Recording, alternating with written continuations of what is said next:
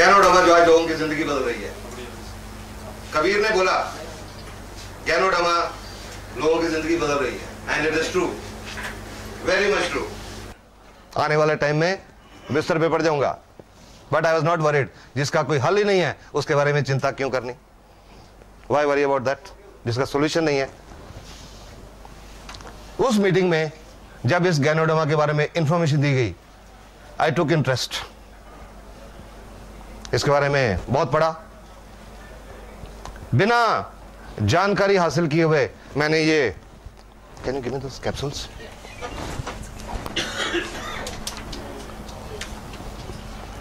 जब उस मीटिंग में बताया गया कि एक औरत को 5 साल से गठिया था, उन्होंने ये RGGL के कैप्सूल खाए और कुछ महीनों में चलने लगी, बहुत हैरान हुआ। ये सुन के बहुत हैरान हुआ। But I think I did a wise thing that day, कि इस बात को रिजेक्ट नहीं किया।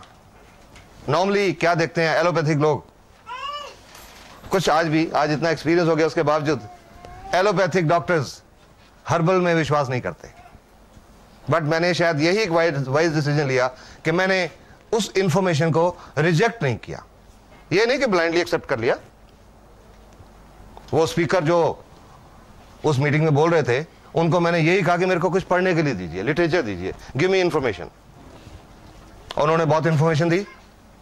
कुछ दिन पढ़ता रहा, वेबसाइट, बुक्स, लिटरेचर्स, और 6-7 दिन 8 दिन सब स्टडी करने के बाद मेरे को यह नहीं समझ आई कि इससे गठिया कैसे ठीक होगा। यह नहीं समझ आया। लेकिन एक बात समझ आ गई, पूरी तसल्ली कर ली एक बात पे, कि अगर मैं ये RGGL के कैप्सूल खाना शुरू करूं, ये मेरे को कोई नुकसान नहीं करेंगे। बस सिर्फ ये चीज समझ आई कि इसका कोई साइड इफेक्ट नहीं होगा। Will talk the question later on. सिर्फ ये बात पे तसल्ली की कि इससे कोई साइड इफेक्ट नहीं होगा, कोई नुकसान नहीं होगा। ये सोच के 14 जनवरी 2002 जो DXN का सिस्टम है, कंपनी के साथ रजिस्ट्रेशन होती है, फॉर्म भरना पड़ता है, मैंने भी अपना फॉर्म भरा और ये कैप्सूल RGGL खाने शुरू किए। भगवान का नाम लिया सबसे पहले और इस पे विश्वास किया। फेथ कहते हैं, विश्वास बहुत जरूरी होता है। बहुत लोग कहते हैं फलां डॉक्टर, उस डॉक्टर पे हमको इतना विश्वास है वो मिट्टी की पुड़ी भी देगा तो ठीक हो जाएंगे। विश्वास, इस पे विश्वास किया। और तीसरा, I gave a message to my mind कि मुझे अपाहिज नहीं होना, मुझे ठीक होना है। क्योंकि ये भी मैंने कहीं से सुना था, सीखा था कि अगर इंसान का जिंदगी के प्रति पॉजिटिव एटीट्यूड हो तो 30% प्रॉब्लम उसी से ठीक हो जाती है। और ये एक साइंटिफिक फैक्ट है। जब पॉजिटिव एटीट्यूड होता है, पॉजिटिव थॉट्स होती हैं, हमारे दिमाग में कुछ केमिकल्स रिलीज होते हैं, वो हमारे इम्यून सिस्टम को स्टिमुलेट करते हैं। तो ये 3 काम करके ये कैप्सूल खाने शुरू किए। एंड आई वॉज सरप्राइज्ड कि जब कुछ हफ्तों में, जस्ट ए फ्यू वीक्स, ये मेरे जॉइंट्स काम करने लगे, नॉर्मल चलने लगा। फिर मुझे लगा कि वाकई ये लोगों की जिंदगी बदलती है। उसके बाद इसके बारे में लोगों से बात करनी शुरू की, क्योंकि लगा इसमें बहुत सारे लोगों की प्रॉब्लम का हल हो सकते हैं। क्योंकि 30 साल की एलोपैथिक प्रैक्टिस में तो यही लगा था कि अगर डायबिटीज है तो सारी उम्र टीके लगते रहेंगे या गोलियां खाते रहेंगे, उससे शुगर का लेवल तो ठीक रहेगा, पर आने वाले टाइम में गुर्दे फेल हो जाएंगे, आने वाले टाइम में आंखें खराब हो जाएंगी, आने वाले टाइम में पैर में नाड़ियों में कोई प्रॉब्लम होगी, किसी के पैर कट भी जाएंगे।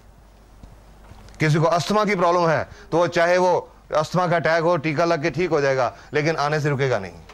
इसमें, इस प्रोडक्ट में ये नजर आया कि शायद प्रॉब्लम जड़ से ठीक हो सकती है।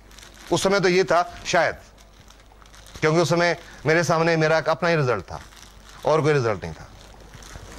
तो लोगों से मैंने बोलना शुरू किया। पेशेंट तो मेरे पास आते ही थे, क्रॉनिक पेशेंट्स। उनको बोलना शुरू किया कि आपको शुगर है, डायबिटीज है, ये RGGL खाओ। आपको हार्ट की प्रॉब्लम है, RGGL खाओ। गुर्दे की प्रॉब्लम है, RGGL खाओ। चमड़ी की प्रॉब्लम है, RGGL खाओ। गठिया है, RGGL खाओ। कैंसर है, RGGL खाओ। हाई ब्लड प्रेशर है, RGGL खाओ। लो ब्लड प्रेशर है, RGGL खाओ। तो आप समझ सकते हैं कि मेरा बहुत मजाक उड़ाया जाता था, बहुत मजाक उड़ाया जाता था मेरा, बहुत लोग ताने देते थे मेरे को। और कई तो मेरे दोस्त डॉक्टर्स, उन्होंने तो मेरे को ये भी कह दिया कि यार पुराना हम सुनते हैं आदमी सठिया जाता है, पर अभी तो तुम्हारी वो उम्र हुई नहीं, ये कैसी बहकी बहकी बातें करने लग गए कि एक ही प्रोडक्ट सब कुछ ठीक कर सकती है, एक ही दवाई सब कुछ ठीक कर सकती है। तो मैं उनको यही बात बोलता था कि आपके समझने में यही कमी है कि ये दवाई है, ये दवाई नहीं है। सिर्फ ये समझने की जरूरत है कि ये दवाई नहीं है। धीरे धीरे लोगों ने विश्वास करना शुरू किया, क्योंकि कॉन्फिडेंस था, कॉन्फिडेंस से बोलता था, because I had understood this product. विश्वास के साथ बोलता था, कॉन्फिडेंस के साथ बोलता था। धीरे धीरे लोगों ने विश्वास करना शुरू किया, इस्तेमाल करना शुरू किया, लोगों की प्रॉब्लम ठीक होने लगी। उन्होंने और आगे लोगों को बोलना शुरू किया, वो ठीक होते गए। और इस तरह करते करते ये लगभग 3.25 का सफल गुजर गया। और इन 3.25 सालों में जो सेटिस्फेक्शन मिली है, प्रोफेशनल सेटिस्फेक्शन, वो पहले 30 साल में नहीं मिली थी। I am saying this with confidence. अभी जस्ट अबाउट 1.5 months बैक, 1.5 महीना पहले,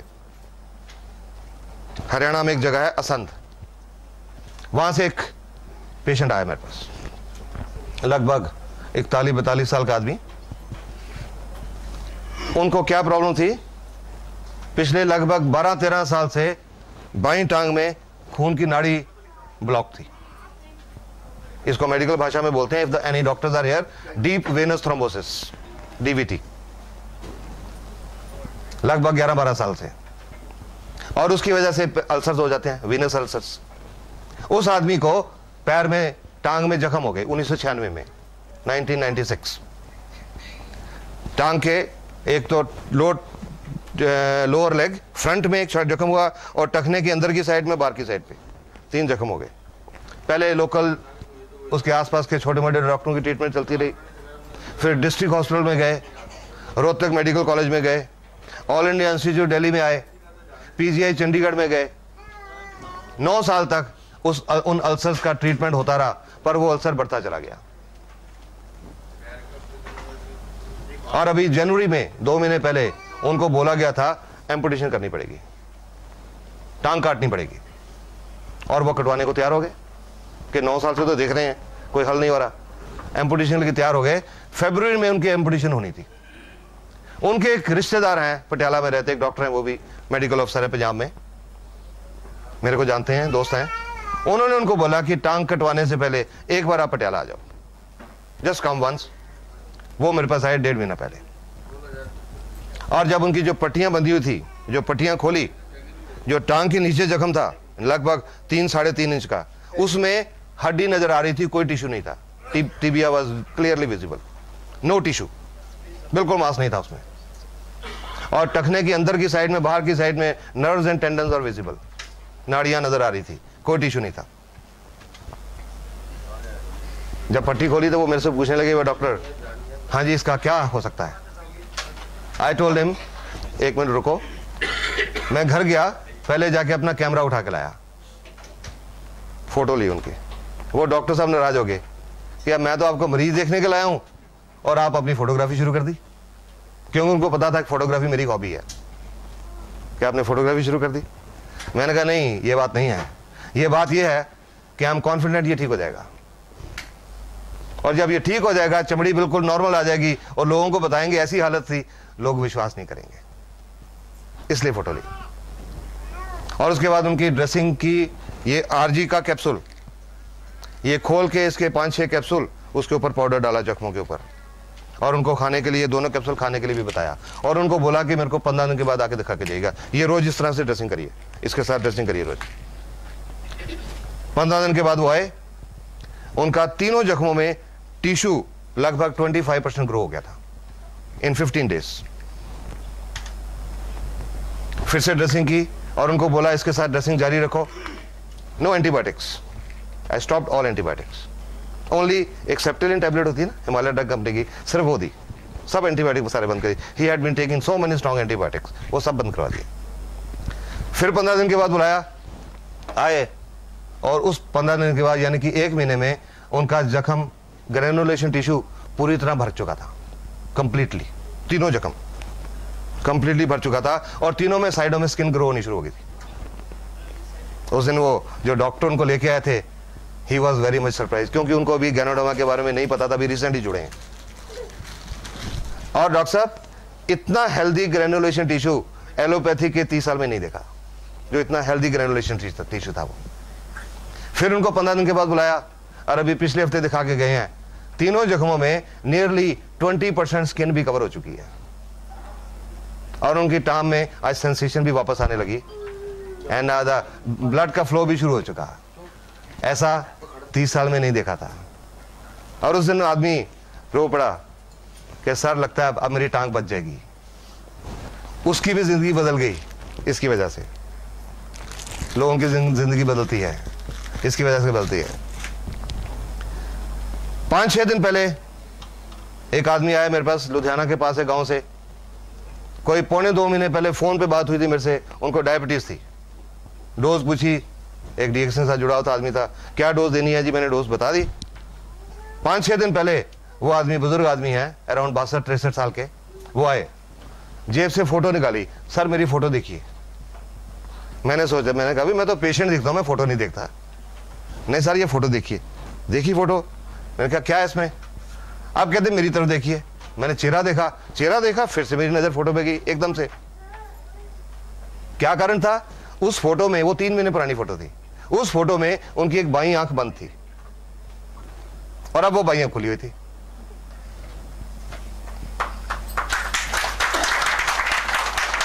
तो मैंने पूछा भाई ये क्या है, क्योंकि मैं तो उस पेशेंट की हिस्ट्री जानता नहीं था, सिर्फ फोन पे बात हुई थी कि जी फलां को शुगर है, कैसे शुरू करें। तो वो बताने लगे, बोलते हैं जी आप 3 बहुत मशहूर डॉक्टर हैं आंखों के पंजाब में, दुनिया में मशहूर हैं। उन्होंने तीनों का नाम लेके कहा कि आपकी इस दवाई ने वो तीनों डॉक्टरों को फेल कर दिया। मैं 8 मिनट कि आज से 8 साल पहले एक्सीडेंट हुआ था और एक्सीडेंट में ये आंख की नर्व डैमेज हो गई, रोशनी भी आंख की बहुत कम हो गई, सिर्फ 20% रह गई और ये पलक ये गिर गई, उठती नहीं थी। तो सब आंखों के डॉक्टर ने बोला कि ये नाड़ी आपकी डेड हो गई है, ये नहीं ठीक हो सकती सारी उम्र। और 1.25 महीने में उनकी ये पलक खुल गई, उसकी भी जिंदगी बदल गई। गैनोडर्मा से जिंदगी बदलती हैं। These are some recent result तो अब बहुत हैं, पर उसके बावजूद भी, अब मैं आपको फ्रैंकली बताऊं, कई लोग अब भी विश्वास नहीं करते। बट हम लोग जो डीएक्स से जुड़े हैं, हमको पता इसमें कितनी ताकत है। सो हम लोगों के साथ इंफॉर्मेशन शेयर करते जाते हैं। किसी को अच्छा लगे ठीक, ना अच्छा लगे ठीक। अब ये नमस्कार क्या चीज है, ये सब कुछ कैसे होता है, लेट्स डिस्कस दैट। नहीं है जो कह सके कि मैं 100% स्वस्थ हूं, हर एक को कुछ ना कुछ प्रॉब्लम है, तो इसलिए इसकी हर एक को जरूरत है।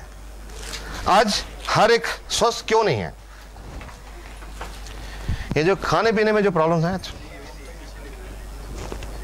नेचर ने, प्रकृति ने ये जो ह्यूमन बॉडी बनाई है, इंसान का शरीर, ये दुनिया का सबसे बढ़िया डॉक्टर है। Human body is the best doctor in the world. दुनिया का सबसे बढ़िया डॉक्टर है ये इंसान का शरीर, क्योंकि नेचर ने इस शरीर के अंदर एक बहुत अद्भुत ताकत रखी हुई है। Natural defence system, immune system, बीमारियों से लड़ने की अंदर की ताकत, रोग प्रतिरोधक शक्ति। अगर इंसान का इम्यून सिस्टम बिल्कुल ठीक है, पूरी तरह फंक्शनल है, तो और किसी डॉक्टर की जरूरत नहीं पड़ती, कोई बीमारी नहीं आती अंदर। इतनी ताकत प्रकृति ने दी हुई है, इंसान का शरीर, इम्यून सिस्टम सब बीमारियों से निपट सकता है। पर आज इम्यून सिस्टम बिगड़ गया, बहुत बिगड़ गया। क्यों बिगड़ गया? खाने पीने की क्वालिटी बदल गई। Toxins, we are eating toxins, विषैले पदार्थ, खेतों में फर्टिलाइजर, पेस्टिसाइड्स, इंसेक्टिसाइड्स, यूरिया से बना हुआ दूध, दूध के लिए जानवरों को टीके, और ये जो सब केमिकल्स हैं ये उस खुराक के रास्ते, उस दूध के रास्ते हमारे अंदर जा रहे हैं। ठीक बात है ना, ये हमारे अंदर जा रहे हैं।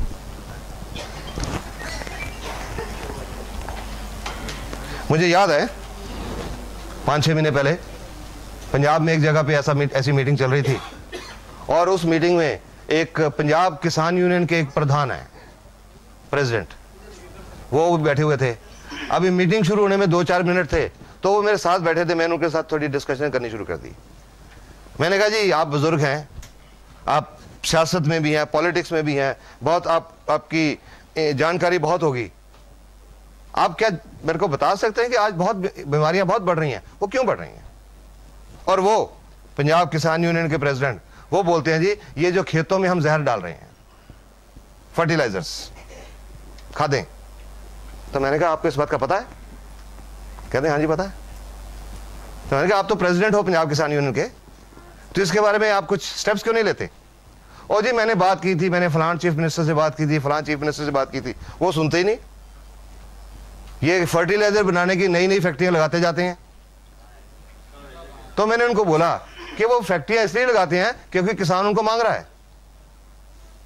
जब किसान कहेगा हमने खेतों में ये जहर यूज नहीं करना तो वो फैक्ट्रियां कहां से लगेंगी? अपने आप बंद हो जाएंगी, बिकॉज डिमांड आ रही है, उससे पैदावार ज्यादा होती है, पैसा ज्यादा आता है, पर अल्टीमेटली वो जो जमीन है उसकी उपजाऊ शक्ति भी खत्म हो जाती है और सेहत तो खराब होती है, उसके बावजूद यूज हो रहे हैं। सॉफ्ट ड्रिंक्स के बारे में आप सब लोगों ने सुना होगा, 1-1.5 साल पहले बहुत रिपोर्ट्स आई थी सॉफ्ट ड्रिंक्स में कितने इंसेक्टिसाइड और कितने पेस्टिसाइड पाए गए। मेरे पास एक रिपोर्ट है,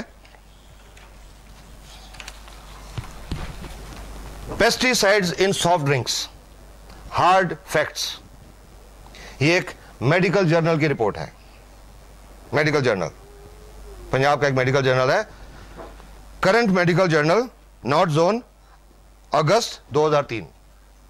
ये डॉक्टर्स की एक रिसर्च रिपोर्ट है। सॉफ्ट ड्रिंक से देखा गया है कि सॉफ्ट ड्रिंक्स इंसान के शरीर को एक तरीके से नहीं कई तरीकों से हानि पहुंचाते हैं। हमारे शरीर में एक लेवल होता है पीएच लेवल, नॉर्मल होता है 7 पीएच पे हमारा बॉडी ठीक से काम करता है। जब 7 से कम होता है तो एसिडिक होता है, तेजाबी बन जाता है, और 7 से ज्यादा होता है तो अल्कलाइन हो जाता है, क्षारीय है। एवरेज पीएच जो सॉफ्ट ड्रिंक्स की है वो 3.4 है, 3.4। ये इतनी स्ट्रॉन्ग एसिडिटी है कि इससे हड्डियां और दांत इसमें घुल जाते हैं, वो स्ट्रॉन्ग एसिडिटी इतनी स्ट्रॉन्ग है। सॉफ्ट ड्रिंक्स में कोई न्यूट्रिशनल वैल्यू नहीं होती, कोई विटामिन नहीं होते, कोई मिनरल्स नहीं होते, और फिर उसमें जो हम लोग पीते हैं सॉफ्ट ड्रिंक्स को,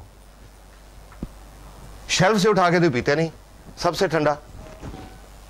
जब बाजार से खरीदने भी जाते हैं कि वो जो फ्रीजर में सबसे ठंडा पड़ा हुआ वो देना, ठंडा मतलब कोका कोला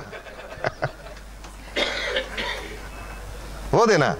और इतने कम तापमान पे, some temperature something like 0 degree Celsius के करीब जब हम सॉफ्ट ड्रिंक्स पीते हैं तो उससे हमारे पेट के अंदर जो एंजाइम है वो काम करना छोड़ जाते हैं, डाइजेस्टिव एंजाइम्स काम करना छोड़ जाते हैं, खाना हजम नहीं होता, खाना सड़ने लगता है, फर्मेंटेशन होने लगती है।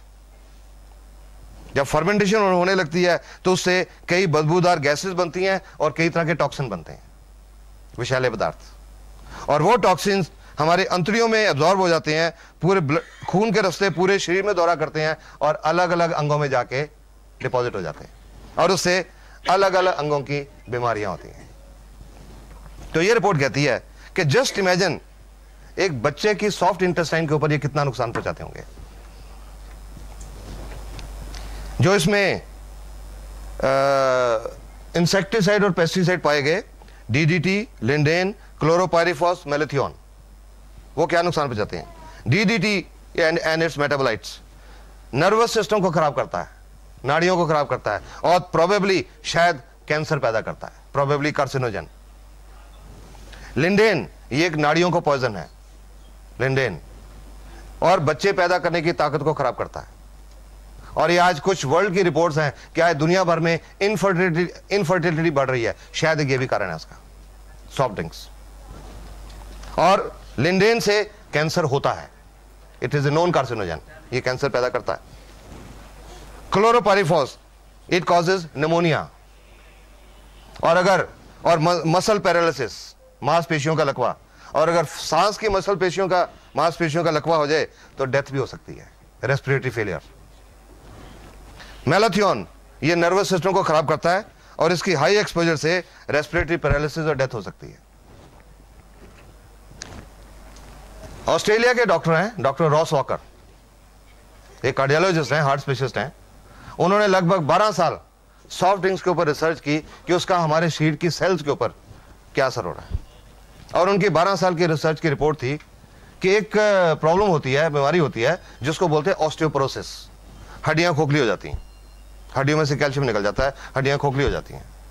तो उनकी रिपोर्ट के मुताबिक ये जो ऑस्टियोपोरोसिस है नॉर्मली ये औरतों में होती है 50-55 साल की उम्र के बाद, जब उनमें हार्मोनल चेंजेस आते हैं। पर डॉक्टर रॉस वॉकर की रिपोर्ट के मुताबिक आज ये ऑस्टियोपोरोसिस 20, 25, 30 साल की औरतों को ही नहीं, आदमियों को भी हो रहा है। और उनकी रिपोर्ट एक और चीज कहती है कि जो बच्चे रेगुलर तौर पे सॉफ्ट ड्रिंक्स पीते हैं उनका हड्डियां टूटने का रेट 7 गुना ज्यादा बढ़ जाता है उन बच्चों से जो नहीं पीते। और लास्ट में ये डॉक्टर की रिपोर्ट क्या कहती है, उसके बावजूद आजकल सॉफ्ट ड्रिंक तो चल रहे हैं। क्यों चल रहे हैं? क्योंकि टीवी के ऊपर ये प्यास है बड़ी, ये दिल मांगे मोर। और लास्ट में ये डॉक्टर्स की रिपोर्ट कहती है you should drink colas only if your दिल मांगे मोर पेस्टिसाइड्स। ये डॉक्टर्स की रिपोर्ट है, एक मेडिकल जर्नल की report. Number 2004, soft drinks could lead to hard times. Times of India की रिपोर्ट है, पर यह रिपोर्ट टाइम्स ऑफ इंडिया की नहीं है, यह एक अमेरिका के जर्नल की रिपोर्ट है। Washington, a new study published in the American Journal of Preventive Health has found that the consumption of sweetened beverages like soft drinks and fruit drinks, ये जो डब्बों में fruit drinks भी आते हैं वो भी, has grown to such an alarming rate that it has become one of the causes of obesity and diabetes. आज दुनिया की 20% पॉपुलेशन डायबिटीज की मरीज है, ये रिपोर्ट यही कह रही है। What is even more dangerous, according to the researchers, is the fact that soft drinks could become a serious health hazard. पर ये सब कुछ पता होने के बावजूद अखबारों की रिपोर्ट, टीवी पे बहुत आया, क्या लोगों ने सॉफ्ट ड्रिंक पीने छोड़ दिए? हाँ, फर्क पड़ा क्योंकि उन्होंने कीमत 10 रुपए से 6 रुपए कर दी। उन्होंने इसीलिए कर दी कि कई लोग पीना ना बंद कर दें, तो लोगों ने अरे अब तो सस्ता हो गया, पी सकते हैं। वी आर हार्मिंग अवरसेल्व्स, हम खुद अपने आप को नुकसान पहुंचा रहे हैं। संडे ट्रिब्यून चंडीगढ़ 20 जून 2004, पैरट्स डाई आफ्टर कंज्यूमिंग जामुन। जामुन खा के बहुत सारे तोते मर गए। जामुन में क्या प्रकृति ने कोई जहर डाला हुआ है कि वो खाने से तोते मर गए? ये मर गए इंसान के लालच की वजह से। ये पंजाब में एक जगह फरीदकोट है, वहां की एक रिपोर्ट है। वहां पे एक जो जामुन का जो फार्म था, जहां पेड़ थे, जिन लोगों के पास उसका ठेका था वो इंतजार नहीं कर सके, क्योंकि जब प्रकृति ने चीज बनाया कि फल लगेगा, फल पकेगा, उसके बाद उतार के बाजार में पहुंचेगा।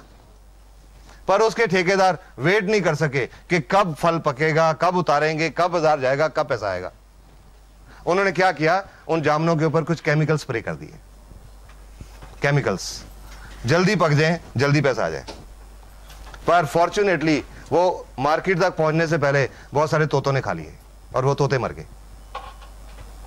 इंसान को एक लेसन सिखा के गए कि क्या कर रहे हो आप अपनी सेहत के साथ। We tested your lunch, 10 markets, 3 cities, Mumbai is the worst. Indian Express 13 October 2003, the poisoning of Mumbai. Delhi का बताता हूं, इसमें ऐसा होता है, लेड एक हैवी मेटल होता है। आजकल जो फास्ट फूड ये खाने खाते हैं उनमें लेड की मात्रा जो है उसके बारे में बताते हैं। Delhi 2 to 16 times above European standards. Mercury Delhi में नहीं है, दिल्ली की खुराक में मरकरी इस डेट तक नहीं पाया गया था, बॉम्बे पुणे में है। और बैक्टीरिया, कीटाणु, दिल्ली में 3,10,000 से लेकर अनकाउंटेबल इतने किस्म के कीटाणु खुराक में पाए गए, जो लोग रोज खाना खा रहे हैं उसमें पाए गए। और ये जो सब चीजें हमारे अंदर जा रही हैं, ये बीमारियां पैदा कर रही हैं। हवा में जो आज प्रदूषण की मात्रा है, उससे कितने टॉक्सिन हमारे अंदर जा रहे हैं। आज की हवा में जो पोल्यूशन है, उसमें नियरली 8,000 किस्म के केमिकल्स हैं हवा में, जो सांस के रास्ते हमारे अंदर जा रहे हैं। और ये जो सब केमिकल खाने के रास्ते, पानी के रास्ते, हवा के रास्ते हमारे अंदर जा रहे हैं, तो हमारे शरीर में सेल्स होती हैं। सेल्स हर कोई समझता है, कोशिकाएं। जो हमारा शरीर है अरबों खरबों सेल का बना हुआ है। इंसान का जीवन जब शुरू होता है मां के गर्भ में, 2 सेल से शुरू होता है, एक आदमी की सेल, एक औरत की सेल। वो दोनों सेल इकट्ठी होती हैं, एक सिंगल सेल बनती है जिसको बोलते हैं जाइगोट। वो सिंगल सेल डिवाइड होती है, 2 बनती हैं। 2 का विभाजन होता है, 4 बनती हैं। 4 का विभाजन होता है 8, फिर 16, 32, 64, 128, 256 सेल्स डिवाइड होती रहती हैं। और जब बच्चा 9 महीने और 7 दिन के बाद पैदा होता है, तो उसके शरीर में अरबों खरबों सेल्स होती हैं। ये जो इंसान का शरीर है, एक सेल्स की कलेक्शन है, कोशिकाओं की एक कलेक्शन है। और हर सेल अपने आप में एक कंप्लीट फैक्ट्री है। उसके अंदर बिजली का करंट जनरेट होता है और केमिकल जनरेट होते हैं।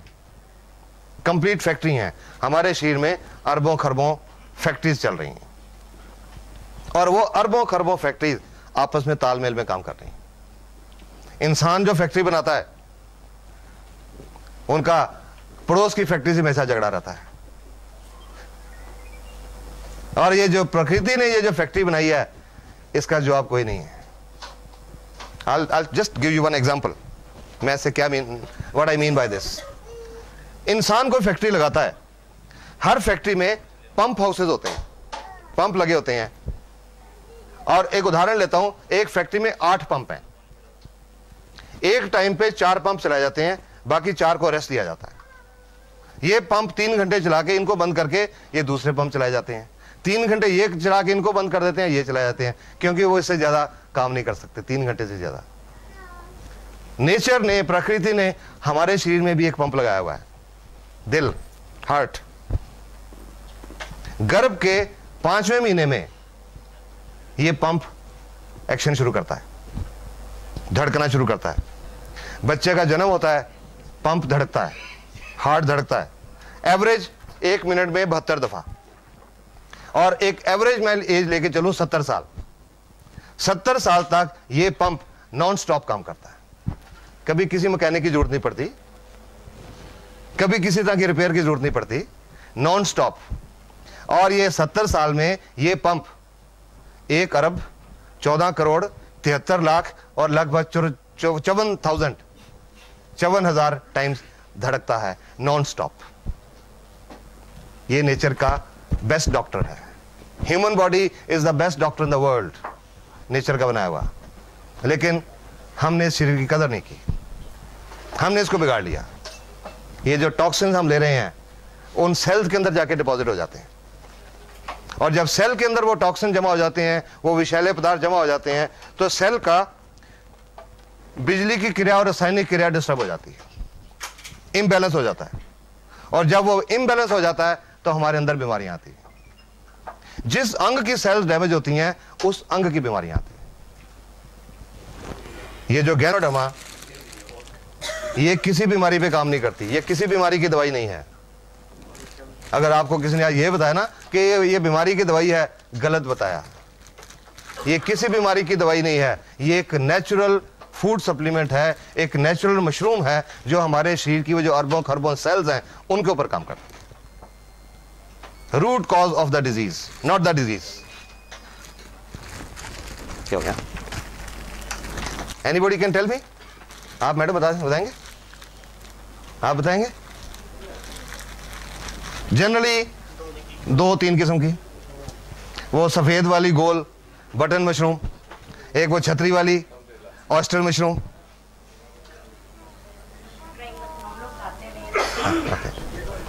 आज से 3.25 साल पहले मैं यही जानता था कि खुम्बी 2 किस्म की होती हैं, पर उस मीटिंग में जाके पता लगा कि खुम्बी दुनिया में 38,000 किस्म की होती हैं। 38,000 varieties of mushroom in the world. अभी एक लेटेस्ट आगरा यूनिवर्सिटी की एक रिपोर्ट मिली है मेरे को,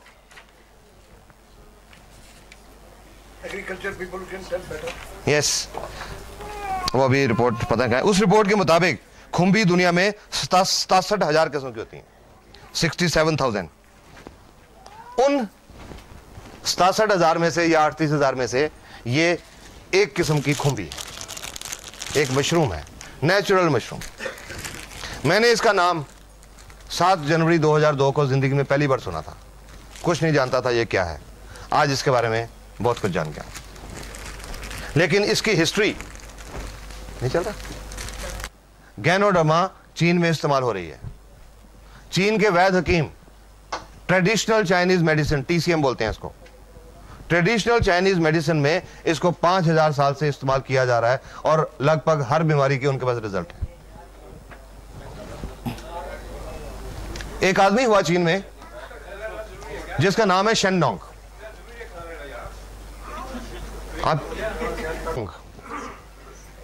शेननोंग, उन्होंने आज से लगभग 4,850 साल पहले जितनी नेचुरल हर्ब्स हैं उनको स्टडी किया, उनकी मेडिसिनल वैल्यू को स्टडी किया, और उन्होंने जो हर्ब्स हैं उनको 3 कैटेगरीज में डिवाइड किया।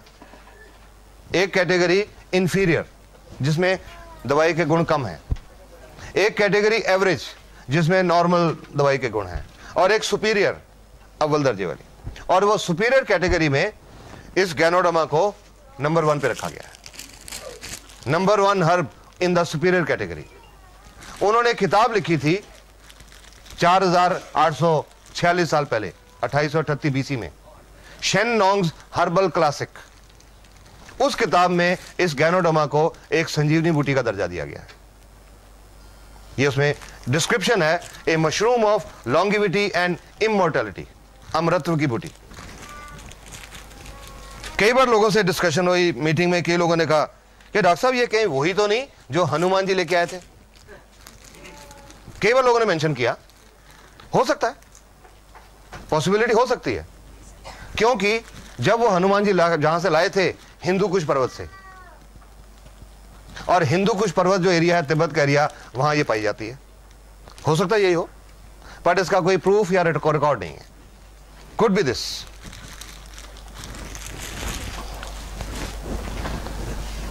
तो वो जो किताब है शेननोंग्स हर्बल क्लासिक, आज से लगभग 100 साल पहले दुनिया की नजरों में आई, अलग अलग भाषाओं में उसकी ट्रांसलेशन हुई, तो पूरी दुनिया ने गैनोडर्मा के ऊपर रिसर्च करना शुरू किया, और पिछले 30-32 साल से पूरी दुनिया में बहुत सारे medical school, medical universities, medical research institute इसके ऊपर बहुत रिसर्च कर चुके हैं और इसके गुणों को पहचान चुके हैं। गैनोडर्मा में अब तक जो रिसर्च हुई है, 200 से ज्यादा एक्टिव एलिमेंट्स ढूंढे जा चुके हैं, पाए जा चुके हैं। अब ये इंसान तक कैसे पहुंची? नेचर में ये बहुत दुर्लभ जाति की मशरूम है, बहुत दुर्लभ, बहुत घने जंगलों में पाई जाती है। दुनिया के सिर्फ 3-4 countries, China, Japan, Korea, little bit Malaysia, little bit south American countries, वहां पाई जाती है, और उन देशों में बहुत घने जंगलों में पाई जाती है। उन घने जंगलों में टूटे हुए और सूखे हुए पेड़ों के ऊपर पाई जाती है, हर पेड़ के ऊपर नहीं। 2 किस्म के पेड़ होते हैं, प्लम सराटा, प्लम ग्यूरकस, उन 2 पेड़ों के ऊपर पाई जाती है। और ये जो 2 किस्म के पेड़ हैं, प्लम सराटा, ग्यूरकस, हर पेड़ के ऊपर नहीं उगती। अगर 10,000 पेड़ ढूंढे जाएं तो गैनोडर्मा उनमें शायद 2 या 3 के ऊपर मिलती है। और इसमें एक और खासियत होती है, जब ये गैनोडर्मा खुम्बी 90 दिन की होती है, इसमें दवाई वाले गुण तब आते हैं, उससे पहले नहीं होते।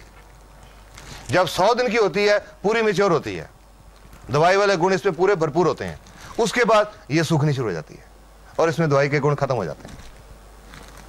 तो इन कारणों की वजह से नेचर में इसको ढूंढ पाना बहुत मुश्किल है। अभी पिछले 2-3 साल में मैंने बहुत सारे चाइनीज लिटरेचर पढ़े गैनोडर्मा के कारण, तो उन कई लिटरेचर में पढ़ा मैंने कि पुराने जमानों में लोग जंगलों में भटकते थे, इस गैनोडर्मा को ढूंढने के लिए, क्योंकि उनको लोगों का मानना था कि जिस घर में ये गैनोडर्मा होगी उस घर में किसी तरह की कोई प्रॉब्लम नहीं आ सकती, ना हेल्थ की प्रॉब्लम ना वेल्थ की प्रॉब्लम, ये लोगों का मानना था। लोग इसमें एक स्पिरिचुअल पावर मानते हैं, आम आदमी तक नहीं पहुंच सकती। पर ये एक आदमी हुए, ये फोटो देख रहे हैं, doctor Lim Sojan, I will show you here. Lim Sojan ये चाइनीज मलेशियन है, मलेशिया में रहने वाले हैं, एक खानदानी वैद्यों के परिवार से संबंध रखते हैं। बचपन से इनको कुछ खुंबी में दिलचस्पी हो गई। जब ये बड़े हुए तो इनके घर वालों ने कहा कि ये वैदगिरी में नहीं पढ़ने वाले, इनका इंटरेस्ट नहीं है। इनको इंजीनियरिंग कॉलेज में डाल दिया इंडिया में, खड़गपुर, IIT खड़गपुर। वहां से इन्होंने सिविल इंजीनियरिंग की डिग्री की, और सिविल इंजीनियरिंग की डिग्री करके जब मलेशिया वापस गए तो इन्होंने भी वो शेन नोंग वाली किताब पढ़ी। मशरूम में उनको इंटरेस्ट था बचपन से। जब उन्होंने गैनोडर्मा के बारे में इतना कुछ पढ़ा तो उन्होंने अपनी जिंदगी का ये मकसद बना लिया और गैनोडर्मा के ऊपर रिसर्च करनी शुरू की। उनकी रिसर्च का विषय था गैनोडर्मा और उसका इंसान के स्वास्थ्य के ऊपर असर। 10.5 साल तक डॉक्टर लिम सोजन रिसर्च करते रहे, और 10.5 साल की रिसर्च के बाद वो डॉक्टर बने। उनको PhD की डिग्री मिली, PhD इन होलिस्टिक मेडिसिन 1997 में। 1997 में PhD इन होलिस्टिक मेडिसिन। फर्दर रिसर्च करते रहे। 2002 में DSc, doctorate of science, DSc in holistic medicine. और अब पिछले 3-4 साल में डॉक्टर लिम को बहुत इंटरनेशनल अवार्ड मिल चुके हैं। 2001 में मिला था मैन ऑफ द मिलेनियम, इस युग का आदमी, कि उन्होंने ये जो गैनोडर्मा को इंसान तक पहुंचाया। डॉक्टर लिम ने क्या किया, ये मलेशिया में ये कंपनी एस्टेब्लिश की, DXN 1993 में। ये कंपनी एस्टेब्लिश करके वहां पर इन्होंने गैनोडर्मा की कल्टीवेशन, खेती करनी शुरू की। Purely organic cultivation, no fertiliser, no chemicals, no insecticides, organic cultivation, खेती करनी शुरू की। और जब 100 दिन की हो गई तो इसको काट लिया। ये DXN की एक 100 दिन की ये मैच्योर मशरूम है, कंप्लीट मशरूम, ये एक्चुअल मशरूम है। काट लिया, काट के इसका फ्रूट हिस्सा अलग कर लिया, जड़ का हिस्सा अलग कर लिया। इसके अंदर पानी होता है बहुत, इसका पानी सुखाने की उन्होंने एक स्पेशल टेक्निक निकाली, फ्रीज ड्राइंग। आज दुनिया में, क्योंकि गैनोडर्मा के ऊपर बहुत रिसर्च हो चुकी, दुनिया में बहुत सारी कंपनी आज गैनोडर्मा उगा रही हैं, लेकिन जो असर DXN की गैनोडर्मा का हो रहा है किसी और का नहीं हो रहा। उसका कारण है जो डॉक्टर लिम की इसको सुखाने की टेक्निक है, फ्रीज ड्राइंग टेक्निक। सुखा लिया, सुखा के ये जो उसका ऊपर का ब्राउन हिस्सा है, ये धागेदार रेशेदार हिस्सा है, फाइब्रस पोर्शन, इसमें मेडिसिनल वैल्यू कम है, इसको निकाल दिया जाता है, सेपरेट कर दिया जाता है। सेपरेट करके ये जो अंदर का पल्प, जो गुदा बच गया, उसको एक माइक्रो पाउडर बना लिया जाता है। इसको अलग से, जड़ वाले हिस्से को अलग से, माइसीलियम अलग से, एक माइक्रो पाउडर बना के इनको कैप्सूल में भर दिया जाता है। ये फ्रूट बॉडी से जो कैप्सूल बना, ये जो ऊपर की फ्रूट बॉडी है, इससे जो कैप्सूल बना, इसका नाम है RG या रेशी गैनोडर्मा। इसमें इस फ्रूट बॉडी का पाउडर है। और इसकी जो जड़ से पाउडर बना, गैनोसिलियम, नीले कैप वाली गैनोसिलियम या GL। RG फ्रूट बॉडी का पाउडर, GL जड़ का पाउडर। इन दोनों कैप्सूल्स में गैनोडर्मा के पाउडर के अलावा और कुछ नहीं है, इसमें कुछ नहीं डाला जाता, सिर्फ इसका वो फाइब्रस पोर्शन निकाला जाता है, इसके अंदर और कुछ नहीं डालते। RG एंड GL दोनों एक ही मशरूम के हिस्से हैं, फ्रूट एंड रूट। तो अलग अलग क्यों रखा गया? दोनों को पीस के एक ही कैप्सूल में क्यों नहीं डाल दिया गया? उसके कुछ कारण हैं जो रिसर्च में पता लगे। एक तो मैंने ये RG बताया कि जो पुराने घाव होते हैं उनके ऊपर ये कैप्सूल खोल के इसका पाउडर डाला जाता है। किसी को डायबिटिक गैंग्रीन है, शुगर हो गई, पैर में चोट लग गई, जख्म नहीं ठीक हुआ, गैंग्रीन हो गई, वैसे जख्मों के ऊपर ये पाउडर डाला जाता है। और ये जो GL है, इसमें एक चीज होती है ऑर्गेनिक जर्मेनियम। किसी को ब्रेन डिजेनरेशन है, नाड़ियों की डिजेनरेशन है, या स्मरण शक्ति कमजोर है, कमजोर है, उसके लिए यह ज्यादा यूज किया जाता है। आरजी एंड जीएल अलग अलग यूजेस होने की वजह से अलग अलग कैप्सूल रखे गए, लेकिन जनरली दोनों को मिला के इकट्ठा ही खाया जाता है। चल नहीं होता रहने तो मैं मार्कर यूज कर लेता हूं। इकट्ठा ही खाया जाता है। इसको बोलते हैं, एक आरजी और एक जीएल मिला के हम बोलते हैं एक जोड़ा, 1 पेयर। जो हम लोगों को इसको खाने का तरीका बताते हैं कि आपने 1 पेयर खाना है या 2 पेयर खाने हैं या 4 खाने हैं, वी टेल इन पेयर्स। अब एक ही चीज, एक ही मशरूम जो दवाई नहीं है, सारी बीमारियां कैसे ठीक कर सकती है? This is an important thing. आ जाएगा थोड़ा आगे, थोड़ा सा आगे। हाँ चल।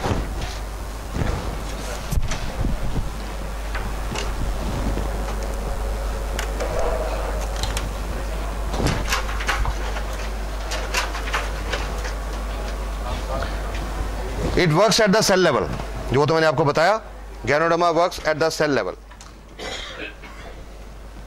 It is not disease or organ specific, किसी बीमारी या किसी अंग के लिए स्पेसिफिक नहीं है। हाँ थोड़ी जगह दीजिए मेरे को।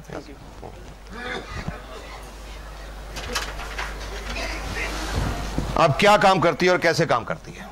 How does ganoderma work?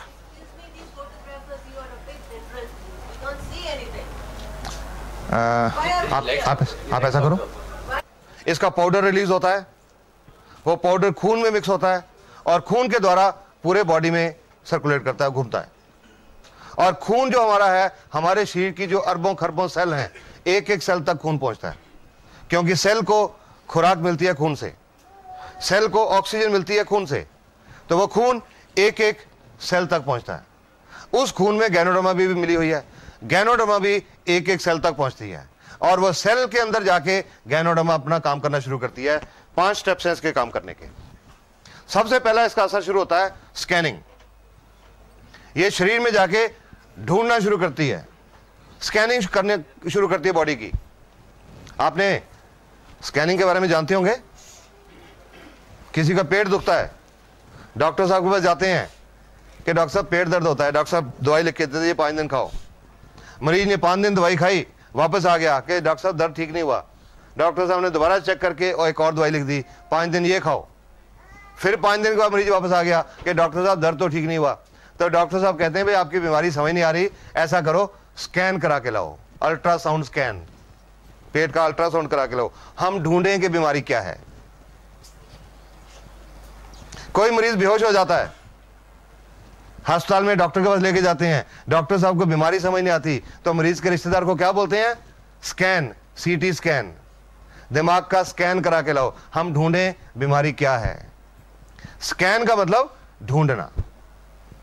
Ganoderma ये शुरू करती है, हमारे शरीर में जाके डॉक्टर का काम करना शुरू करती है, ढूंढना शुरू करती है क्या? वो सेल्स जो डैमेज्ड हैं।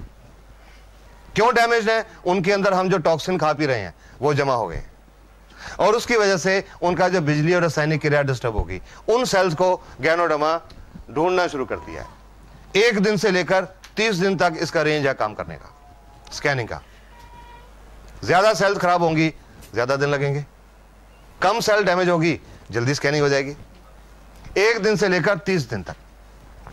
आप 2 दिन लगे या 4 दिन लगे या 10 या 15 या 20, गैनोडर्मा ने ढूंढ लिया ये सेल खराब है, ये खराब है, ये खराब है, ये खराब है, ये खराब है, ये खराब है। गैनोडर्मा ने सारी सेल ढूंढ ली, आइडेंटिफाई कर ली। अब गैनोडर्मा को नहीं पता कि वो सेल लिवर की है या फेफड़े की है या दिल की है या गुर्दे की है या दिमाग की है या चमड़ी की है या आंख की या नाक की, किस ऑर्गन की सेल है ये गैनोडर्मा को नहीं पता। गैनोडर्मा ने तो सिर्फ वो सेल्स ढूंढी हैं जो खराब है और फिर उन सेल के ऊपर गैनोडर्मा काम करना शुरू करती है, उनकी सफाई, क्लींसिंग। ये लाइट बंद कर दे, पीछे स्विच होगा। हाँ, उन सेल की सफाई या डिटॉक्सिफिकेशन, उन सेल के अंदर जो टॉक्सिन्स हैं, जो विषैले पदार्थ हैं, उनको सेल से बाहर निकालना शुरू करती है, कोशिकाओं में से बाहर निकालना शुरू करती है और कोशिकाओं में से बाहर निकाल के हमारे शरीर से बाहर निकालना शुरू करती है। शरीर से बाहर कैसे निकालती है? जो प्राकृतिक रास्ते हैं निकलने के, पेशाब के रास्ते या पसीने के रास्ते या बलगम के रास्ते या नाक के नजले के रास्ते या आंख में आंसुओं के रास्ते या उल्टी के रास्ते या दस्त के रास्ते या कोई चमड़ी पे फोड़े फुंसी होने के रास्ते, जो नेचुरल रास्ते हैं, उन रास्तों से ये टॉक्सिन शरीर से बाहर निकलना शुरू करते हैं। डिटॉक्सिफिकेशन पीरियड है 1 सप्ताह से लेकर 30 सप्ताह तक, 1 week to 30 weeks. This is understandable कि जितना कचरा अंदर ज्यादा इकट्ठा हुआ होगा, सफाई करने में उतना ज्यादा टाइम लगेगा। हम घरों में भी तो देखते हैं, घर की रोज सफाई करते हैं तो आधे पौने घंटे में पूरा घर साफ हो जाता है। पर अगर 1 साल घर बंद करके कहीं घूमने चले जाएं और 1 साल के बाद आए तो आधे पौने घंटे में सफाई नहीं होती, 15-20 दिन लग जाते हैं, क्योंकि कचरा ज्यादा इकट्ठा हो गया 1 साल का। सिमिलरली हमारे शरीर में जितना कचरा ज्यादा इकट्ठा हुआ है, जितने टॉक्सिन ज्यादा हैं, टॉक्सिन लोड जितना बॉडी पे ज्यादा है, उतना ज्यादा टाइम लगेगा। इस दौरान जब डिटॉक्सिफिकेशन चल रही है, शरीर के अंदर कुछ चेंजेस आते हैं, कुछ तब्दीलियां आती हैं। ये एक बहुत इंपॉर्टेंट चीज है समझने की, अंडरस्टैंड इट वेरी वेल। नहीं तो जो लोग ये समझते नहीं, गैनोडर्मा खाना शुरू करते हैं, 15 दिन के बाद छोड़ देते हैं। अरे मेरे को तो रिएक्शन हो गया, मैंने तो छोड़ दी। हुआ था, मैंने 1 महीना खाई, मेरे को तो रिएक्शन हो गया, मैंने तो छोड़ दी। ये बहुत जरूरी बात समझने की है। गैनोडर्मा का कोई रिएक्शन नहीं होता, इसका कोई साइड इफेक्ट नहीं है, कोई नुकसानदायक इफेक्ट नहीं है, no harmful effect. I can say that with confidence today. But thank you. But during detoxification, जब सेल की सफाई चल रही है तो शरीर में कुछ सिम्टम्स आते हैं, कुछ लक्षण आते हैं, उनको हम बोलते हैं एलमेंट रिफ्लेक्शन। Element reflection.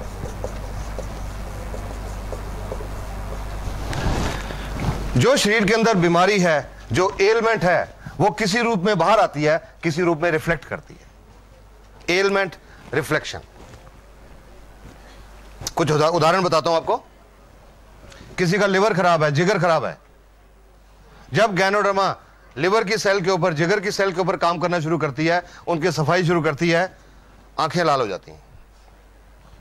आज कई मरीज देख चुका है, अजी क्या दे दिया आपने, मेरी तो देखो आंखें खराब हो गई। शुरू में मेरे माताजी ने भी मेरे को ये कहा था। जब मैं ठीक हुआ तो मैंने अपने मम्मी डैडी को, बीमारी नहीं, just as a health tonic खिलाना शुरू किया। वो खिलाने के लगभग 20-22 दिन के बाद एक दिन मेरे माताजी ने सुबह मेरे को उठा दिया 6 बजे, ये देख मेरे को क्या दे दिया, तेरी दवाई ने आंखें खराब कर दी, रिएक्शन कर दिया, तेरी दवाई ने क्या दे दिया मेरे को आंखों के डॉक्टर के पास लेके चला। आज देखा मैंने, आंखें बहुत लाल थी, दे वर फायरी रेड, बहुत लाल थी। अब आंखें लाल क्यों है मुझे पता था, गैनोडर्मा के बाद आंखें लाल क्यों होती हैं, something wrong with the liver. फिर मैंने अपनी माताजी की पुरानी हिस्ट्री सोची सारी, 30-32 साल की। 30-32 साल से मेरे माताजी को पेट में थोड़ा दर्द रहता था और कॉन्स्टिपेशन, कब्ज रहती थी। बड़े अल्ट्रासाउंड, बड़े एक्सरे, बड़ी दवाइयां, बड़े मेडिकल स्पेशलिस्ट, ये प्रॉब्लम हल नहीं हुई। तो मैंने माताजी को कहा कि डॉक्टर्स आपकी बीमारी नहीं पहचान सके, आज गैनोडर्मा ने पहचान ली। Your liver is not working. कोई आंखों के डॉक्टर के पास नहीं जाना, कोई दवाई नहीं डालनी, सिर्फ पानी पियो ज्यादा, ताकि डिटॉक्सिफिकेशन जल्दी हो जाए। चुप करके बैठ गए और उसके 10-12 दिन के बाद गाली हट गई, और उसके बाद जब तक वो रहे उनको कॉन्स्टिपेशन, पेट की प्रॉब्लम नहीं रही। This is how ganoderma works. किसी को गुर्दे की तकलीफ है, किडनी फेलियर है, जब गैनोडर्मा गुर्दे की सेल पे काम करे तो कानों में भारीपन महसूस होता है, लगता है जैसे कान बंद हो रहे हैं। किसी को अधरंग, पैरालिसिस या लकवा है, जब गैनोडर्मा नाड़ियों की सेल के ऊपर, नर्व सेल के ऊपर काम करे तो वो लक्के वाली जगह पे दर्द होनी शुरू हो जाती है। किसी को दमा की प्रॉब्लम है, जब गैनोडर्मा फेफड़े की सेल को साफ करती है, उस मरीज को कुछ उल्टियां आती हैं और कुछ दिन के लिए बलगम निकलती है। किसी को दिल की बीमारी है, हार्ट की आर्टरीज ब्लॉक्ड हैं, नाड़ियां बंद हैं, जब गैनोडर्मा उनको साफ करना शुरू करती है, चेहरे के ऊपर सेक निकलता महसूस होता है, गर्मी महसूस होती है, कईयों का चेहरा लाल भी हो जाता है। किसी का ब्लड प्रेशर ज्यादा रहता है, हाई ब्लड प्रेशर, उनको सिर के पिछले हिस्से में ऊपर दर्द होता है। जिनका ब्लड प्रेशर कम रहता है उनका सिर के पिछले हिस्से नीचे दर्द होता है। जिनको सर्वाइकल स्पॉन्डिलोसिस की प्रॉब्लम है उनको चक्कर महसूस होते हैं। जिनको माइग्रेन, आधा सिर दुखता है, उनका दर्द थोड़ा सा ज्यादा होता है। जिनको जोड़ों का दर्द है, गठिया है, दर्द थोड़ा ज्यादा होता है। जिनको बवासीर की प्रॉब्लम है उनको खून आता है मोशन के साथ। जिनको शुगर की प्रॉब्लम है, शुगर का लेवल थोड़ा सा बढ़ता है, नथिंग टू वरी, थोड़ा सा बढ़ता है, ज्यादा नहीं। और अगर शुगर वालों के किसी के अंदर के ऑर्गन भी डैमेज है, किडनी फेलर है, आंखों की प्रॉब्लम है या कुछ और है, उनके ये कलाई के ऊपर, रिस्ट के ऊपर या टखने, एंकल के ऊपर सूजन भी आती है। All these are positive science. ये सब पॉजिटिव साइन है। इसका मतलब है गैनोडर्मा ने बीमारी पहचान ली और काम करना शुरू कर दिया। लगभग महीना, 1.5 महीना पहले मेरे को एक औरत का फोन आया। लगभग 4 महीने पहले उनकी कुछ प्रॉब्लम थी जो अल्ट्रासाउंड में भी शो हो रही थी। गुर्दे में एक 36 mm की एक रसौली थी, सिस्ट, एक गुर्दे में। उनकी ओवरी, अंडकोश, उसमें एक 3 सेंटीमीटर एक सिस्ट थी। और उनके यूट्रस में, बच्चादानी में, एक 8 mm का फाइब्रॉइड था, रसौली। उन्होंने उसके लिए गैनोडर्मा की ट्रीटमेंट शुरू की। और ये शुरू करने के लगभग 2-2.5 महीने के बाद एक दिन मेरे को उनका फोन आया, और डॉक्टर साहब आपकी दवाई ने तो गड़बड़ कर दी। मैं कह जी कौन सी दवाई? मैंने तो कोई दवाई दी नहीं आपको। वो जी वो जो आपके कैप्सूल हैं। मैं जी दवाई नहीं है, वो टॉनिक है। अच्छा जो भी है, उसने गड़बड़ कर दी। मैंने कहा क्या हुआ? जी कल मेरे को बहुत दस्त लगे शाम को, और आज सुबह खून भी आया साथ में। मैंने रात को भी नहीं खाई, सुबह भी नहीं खाई, खराब कर दिया इसने। मैंने तो उनको एक ही क्वेश्चन पूछा कि आपको कोई पुरानी बवासीर की शिकायत तो नहीं है? वो तो जी 10 साल से है। मैं कहा गैनोडर्मा वही दिखा रही है कि आपके अंदर वो भी है। इसके लिए कुछ नहीं करना, 1-2 दिन में ठीक हो जाएगा। उसके बाद फोन नहीं आया। उसके बाद लगभग 1 महीने के बाद वो औरत अपना फरवरी के महीने का अल्ट्रासाउंड करा के लाए। पहला सितंबर का था, फरवरी का अल्ट्रासाउंड। उस अल्ट्रासाउंड रिपोर्ट के मुताबिक जो ओवरी में सिस्ट थी वो अब नहीं थी, जो यूट्रस में फाइब्रॉइड था वो अब नहीं था, और गुर्दे में जो 36 mm की सिस्ट थी वो अब 20 mm रह गई थी। About 3.5 months। तो मैंने उनसे पूछा कि जी आपने उस दिन फोन करके मेरे को कहा था, आप घबरा गए थे, तो आपने उसके बाद मेरे को बताया नहीं। कहते जी आपने बताया था 1-2 दिन में बंद हो जाएगा, दूसरे दिन बंद हो गया, कुछ नहीं करने की जरूरत पड़ी। And now she is so happy. So ganoderma दिखाती है कुछ अंदर, आपके पूरा स्कैनिंग करके एक पहले लिस्ट बनाती है कि आपके अंदर ये है, ये है, ये है, ये है, सारी बीमारियां ढूंढ के बताती है। और वो किसी रूप में बताती है एलमेंट रिफ्लेक्शन। इसका जो एलमेंट रिफ्लेक्शन का जो पीरियड है, एवरेज पीरियड 1 सप्ताह से लेकर 3 सप्ताह तक है। 1 week to 3 weeks, ये एक एवरेज पीरियड है। किसी को कम भी होता है, किसी को ज्यादा भी होता है, पर एवरेज 1 सप्ताह से 3 सप्ताह तक। ज्यादा खास तौर पे उनको होता है जिन लोगों ने स्टीरॉयड बहुत खाए होते हैं। Steroids, Wysolone, dexamethasone, betamethasone. कोई आप लोग जानते हैं स्टीरॉयड क्या होता है?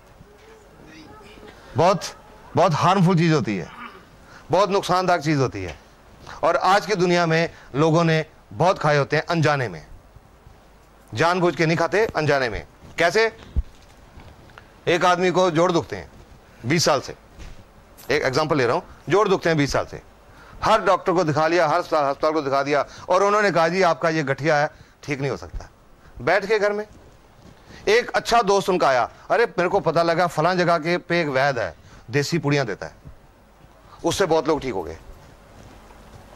तो आदमी जाता है उनके साथ, वो वैद्य जी देख के, ये लो जी महीने की पुड़ियां ले जाओ। वो दो दिन पुड़ियां खाते हैं, दर्द बिल्कुल ठीक हो जाता है। वैद्य जी की बल्ले बल्ले हो जाती है, ढंडोरा पिट जा रहे, बहुत बढ़िया वैद्य है। 30 दिन वो पुड़ियां खाई, बिल्कुल ठीक रहे, कोई प्रॉब्लम नहीं। उसके बाद छोड़ दी पुड़ियां, और 72 घंटे के बाद, 3 दिन के बाद दर्द पहले से ज्यादा बढ़ गया। फिर वापस गए वैद्य जी के पास, उन्होंने फिर महीने की पुड़ियां दी, महीना ठीक रहे। जब छोड़ी 3 दिन के बाद फिर दर्द बढ़ गया, फिर पुड़ियां ली, और वो पुड़ियां फिर चलती रही। और अंत में क्या हुआ?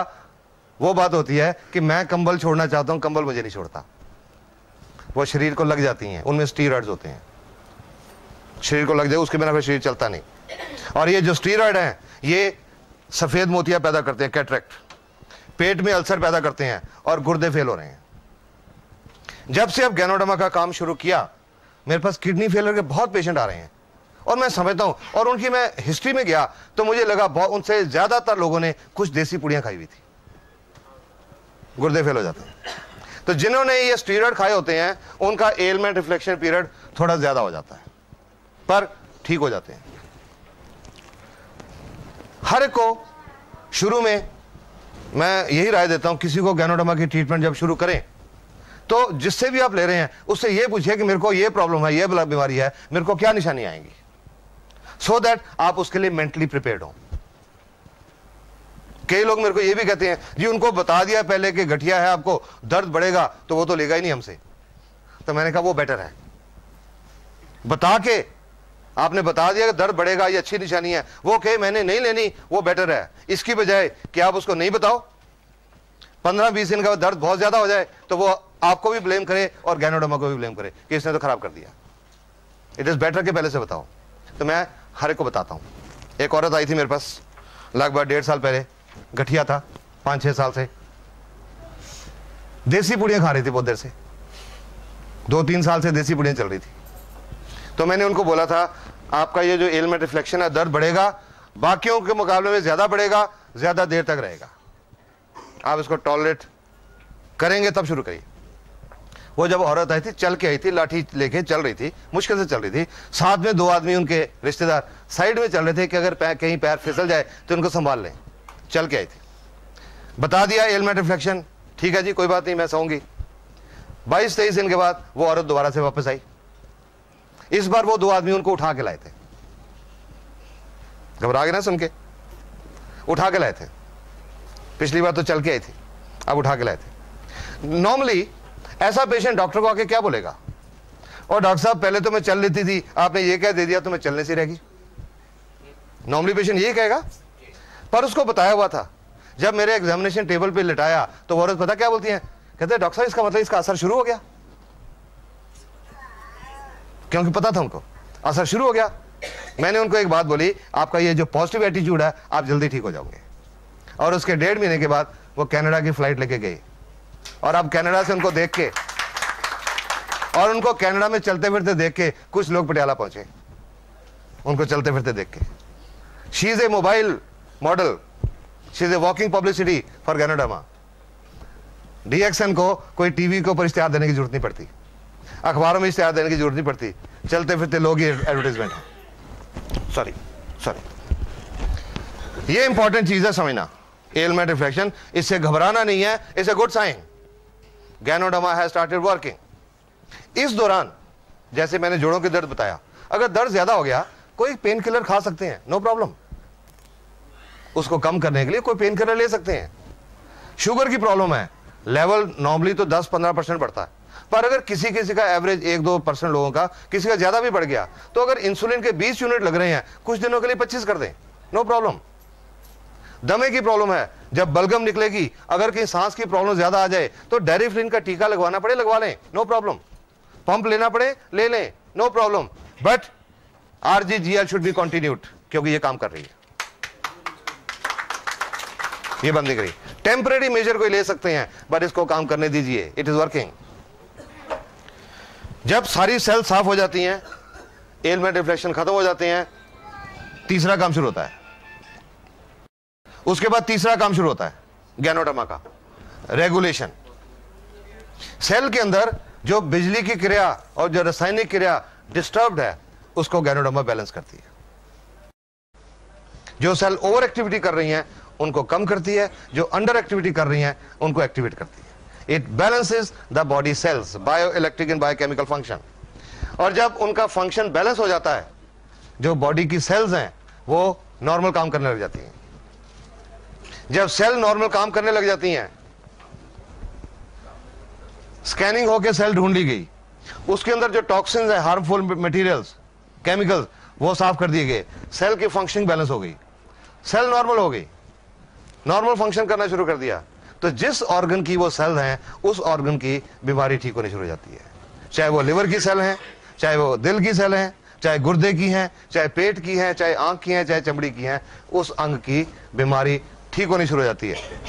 चौथा काम शुरू होता है building phase, reconstruction of the damage cells.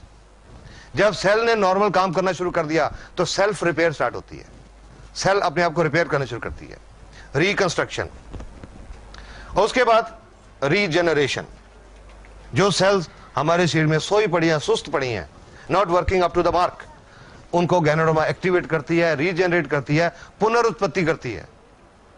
और ये जब 5 प्रोसेस पूरी हो जाती हैं, 100% हमारे शरीर की सेल नॉर्मल हो जाती हैं, जो नेचुरल वे में काम करने लग जाती हैं। और जब 100% नॉर्मल हो जाती हैं, काम करने लग जाती हैं, तो हमारे शरीर का सोया हुआ डॉक्टर जाग पड़ता है। Immune system becomes functional, fully functional. और जब वो इम्यून सिस्टम फंक्शनल होता है, सोया हुआ डॉक्टर जाग जाता है और वो अंदर का डॉक्टर बीमारियां ठीक करता है। Because human body is the best doctor in the world. Ganoderma किसी बीमारी को ठीक नहीं करती, ये किसी बीमारी की दवाई नहीं है, ये तो हमारे अंदर के सोए हुए डॉक्टर को जगाने का एक टॉनिक है। It is a health tonic, not a medicine. हमारे शरीर के बिगड़े हुए सिस्टम को ठीक करती है, बीमारियां अपने आप ठीक हो जाती हैं। हर चीज का एक रेंज है। स्कैनिंग 1 दिन से लेकर 30 दिन तक। कितना टाइम लगेगा डिपेंड करेगा कितनी सेल खराब है। डिटॉक्सिफिकेशन 1 सप्ताह से 30 सप्ताह, टॉक्सिन लोड कितना बॉडी में। बैलेंस करने को 1 महीने से 12 महीने, डिपेंड करेगा बैलेंस कितना बिगड़ा हुआ है। रिकंस्ट्रक्शन 6 महीने से 24 महीने, पुनर्निर्माण 6 महीने से 24 महीने। I'll give you a layman's example, probably you will understand.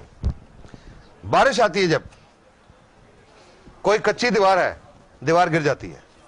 अगर दीवार का सिर्फ 2 फुट का हिस्सा गिरा तो उसको दोबारा बनाने में शायद 2-3 घंटे लगेंगे। पर अगर बारिश ज्यादा पूरी दीवार गिर गई तो बनाने में ज्यादा टाइम लगेगा, पुनर्निर्माण ज्यादा टाइम लगेगा। 6 महीने से 24 महीने तक डिपेंड करता है रिकंस्ट्रक्शन कितनी करने की जरूरत है, पुनर्निर्माण कितना करने की जरूरत है। एंड रीजेनरेशन 1 साल से 3 साल तक कि हमारा सिस्टम शरीर का कितना बिगड़ा हुआ है, उसको बैलेंस करने में गैनोडर्मा को कितना टाइम लगेगा। किसी पेशेंट के लिए गैनोडर्मा की ट्रीटमेंट का कोई फिक्स पीरियड नहीं होता। हम किसी को यह नहीं बता सकते कि आपको दमा है, आपको 6 महीने लगेंगे, आपको हार्ट प्रॉब्लम है, आपको 8 महीने लगेंगे, आपको शुगर है, आपको साल लगेगा, किसी को नहीं बता सकते। हर एक बॉडी अलग अलग तरीके से काम करता है।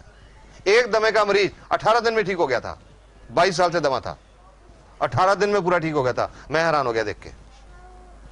और एक और दमे की पेशेंट आई थी मेरे पास, 4 साल से दमा था, उनको 7 महीने लगे थे। बॉडी कैसे रिस्पॉन्ड करता है, हर चीज के प्रति हमारे शरीर का रिस्पॉन्स क्या है, उस पर डिपेंड करेगा कि टाइम कितना लगता है। एवरेज जो पीरियड है ज्यादातर बीमारियों का, आप 3 साल का जो एक्सपीरियंस है, 6-7 हजार जो पेशेंट देख चुका हूं, मेरा जो एक्सपीरियंस है, ज्यादातर बीमारियों के लिए 6 महीने से 12 महीने का टाइम लगता है। ज्यादातर 60 to 70% 6 महीने से 12 महीने में ठीक हो जाती है। किसी को ज्यादा भी लगता है, किसी को कम भी लगता है। ये मैं आपको इसका एक क्लासिकल एग्जांपल है, I will just tell you. ये डीएक्सन की मैगजीन आती है। हर आदमी जब डीएक्सन को ज्वाइन करता है, उसका फॉर्म भरा जाता है, एक उसको बैग मिलता है, बैग के अंदर एक फॉर्म होता है जिसको बोलते हैं testimonial form. DXN is so confident अपनी प्रोडक्ट के बारे में, इनको यकीन है ठीक हो जाएंगे, तो वो टेस्टिमोनियल फॉर्म है कि जब आप ठीक हो जाएं, आप ये फॉर्म भर के भेजिएगा कि आपका नाम क्या है, उम्र कितनी है, एड्रेस क्या है, आपको क्या तकलीफ थी, कब गैनोडर्मा खानी शुरू की, क्या डोज खाई, अब कैसे हैं। तो वो लोग अपने लेटर भेजते हैं, वो इस मैगजीन में पब्लिश होता है, वो रिपोर्ट यहां पब्लिश होती है। ये एक दुबई की रिपोर्ट है। ये औरत को 30 साल से शुगर की बीमारी थी, इंसुलिन के टीके लगते थे। 7वें महीने में जाके शुगर का लेवल कम आना शुरू हुआ और 16 महीने के बाद शुगर ठीक हो गई, इंसुलिन के टीके लगने बंद हो गए। अगर कहीं इस औरत ने 6 महीने में फैसला कर लिया होता कि मेरे को तो 6 महीने हो गए ये कैप्सूल खाते हुए, मेरी तो शुगर नहीं ठीक हो रही, मैंने नहीं खानी, आज भी इंसुलिन के टीके लगते होते। 16 महीने लगे। इनकी एक बेटी है, उनको 20 साल से शुगर थी, उन्होंने भी ये खाना शुरू किया, 5 महीने में उनकी सब दवाएं छूट गई, 5 महीने में शुगर ठीक हो गई। एक को 16 महीने लगे, एक को 5 महीने, दोनों ठीक हो गए। पर यह फर्क क्यों? किसका सिस्टम कितना बिगड़ा हुआ था, कितनी रिपेयर की जरूरत थी बॉडी में। अलग अलग टाइम लगता है हर पेशेंट को। आज तो जब भी मेरे को कोई पेशेंट पूछता है कि जी मेरे को फला बीमारी है, मेरे को गैनोडर्मा कितनी देर खानी पड़ेगी, मेरा एक ही जवाब होता है, जब तक ठीक नहीं हो जाते। चाहे 4 महीने लगते हैं, चाहे 6 महीने लगते हैं, चाहे 2 साल लगते हैं, चाहे 4 साल लगते हैं, जब सिस्टम ठीक हो जाएगा प्रॉब्लम ठीक हो जाएगी। Have it with confidence, but this I can tell you with confidence, ganoderma works, it works wonderfully. बहुत कुछ देख चुका हूं, ऐसे लोगों को देख चुका हूं जिन्होंने जीने की उम्मीद छोड़ दी थी। जलंधर के पास एक गांव है, वहां से दिसंबर में एक पेशेंट नहीं, एक पेशेंट का बेटा आया मेरे पास 11 दिसंबर को अपनी माताजी की रिपोर्ट लेके। उनको 10 दिसंबर को उनको माताजी को ओसवाल कैंसर अस्पताल से डिस्चार्ज किया गया था, यह कह के कि घर ले जाओ, सेवा करो, कुछ दिनों के मेहमान हैं। क्या हिस्ट्री थी उनकी? उनको ओवरी का कैंसर था, अंडकोश, 1990 में हुआ था। ऑपरेशन हो गया, कीमोथेरेपी हो गई, रेडियोथेरेपी, बिजलियां लग गई, ठीक हो गए। 12 साढ़े 12 साल बिल्कुल ठीक गुजर गए, नो प्रॉब्लम्स। पर 2003 में उस कैंसर की जड़ें फिर बढ़ने लगी, मेटास्टेसिस। 12 साल के बाद जड़ें बढ़ने लगी, अंतड़ी में आ गया, लिवर में आ गया, खाने की नली में आ गया, और उनके खाने की नली कंप्लीटली ब्लॉक्ड हो गई। ओसवाल अस्पताल में 2 महीने दाखिल रहे, कीमोथेरेपी हो गई, बिजलियां लग गई। वो जो ट्यूब होती है रबड़ की, खाना देने के लिए सिरिंज से जो दूध पिलाते हैं, वो ट्यूब लगा दी गई, और 10 दिसंबर को डिस्चार्ज किया गया, घर ले जाओ, सेवा करो। वो पूछता है जी आपकी गैनोडर्मा कुछ करेगी? मैंने कहा जी इनका तो बहुत बड़ा हुआ है, आई डोंट थिंक कुछ हो सकता है, पर आप फिर भी उनको दो कि एक टॉनिक है, उनके पास जितने दिन बचे हैं वो ठीक ठाक गुजर जाए, दर्द थोड़ी कम हो जाए। कैंसर के पेशेंट का जो अंत होता है बहुत दर्दनाक होता है कि रोज के 3-3 4-4 टीके लगाने पड़ते हैं, शायद वो कम हो जाए। शुरू किया उन्होंने, लगभग 1-1.25 महीने के बाद। उससे पहले एक बार जलंधर में गया था, वो औरत दिखाने भी आई थी, मिली थी मेरे को। बिल्कुल स्केलेटन थी, ढांचा हड्डियों का, ट्यूब लगी, उसके थ्रू सिरिंज के रास्ते दूध वूध पीते थे। अगर पानी का एक आधा चम्मच भी लेने की कोशिश करती थी मुंह से, बाहर आ जाता था। 1-1.5 महीने के बाद वो पटियाले आई औरत, एक और कैंसर के पेशेंट को साथ लेके, कि ये आदमी 15 दिन से हमारे पीछे पड़ा हुआ है कि जहां से आपने दवाई ली हमें भी लेके चलो। क्यों? क्योंकि उस औरत ने अब कुछ खाना पीना शुरू कर दिया था, लिक्विड्स, कस्टर्ड, दलिया, ऐसी चीजें खानी शुरू कर दी थी। तो मेरे से पूछने लगी अब ये नाली निकलवा दें? मैंने कहा भी नहीं, जब तक आप कुछ सॉलिड्स नहीं खाने लगते तब तक नहीं। एंड आई एडवाइज देम कि रोटी लेके छोटे छोटे टुकड़े करके दाल में भिगो के 1-1, 2-2 चम्मच खाने की कोशिश करो। जनवरी की बात आई, 11 फरवरी को उनके बेटे का फोन आया, सर कल मम्मी ने साग और रोटी खाई।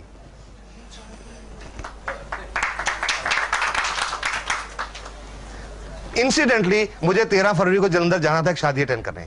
I felt so happy. मैंने उसको कहा अपने गांव का रास्ता बताओ, मैं तुम्हारे गांव में आना चाहता हूं। और उनके गांव में गया। उस औरत की एक सिस्टर कनाडा से आई थी लास्ट टाइम उनको मिलने के लिए। उनकी एक ननद न्यूयॉर्क से आई थी उनको लास्ट टाइम मिलने के लिए। और अब वो देख रहे हैं अब तो गुरपाल कौर शहर में घूम रही हैं। उन्होंने उस गुरुद्वारे में एक अखंड पाठ कराया। 27 फरवरी को बुलाया गया मेरे को, और जो रिस्पेक्ट मिली वो पहले 30 साल के मेडिकल करियर में नहीं मिली थी। Just because of this service की वजह से। वही आदमी हूं, वही डॉक्टर हूं जो आज से 3-3.25 साल पहले था, वही MBBS डॉक्टर। फर्क क्या है, आज ये गैनोडर्मा की साथ में जुड़ गई और इसको अच्छी तरह समझा, लोगों को बताया। वो मैंने सिर्फ वही किया और कुछ नहीं किया। किसी के घर में दरवाजा खटका के ये देने नहीं गया भाई तुमको शुगर है ये लो, तुमके गुर्दे फेल हैं ये लो, किसी को देने नहीं गया।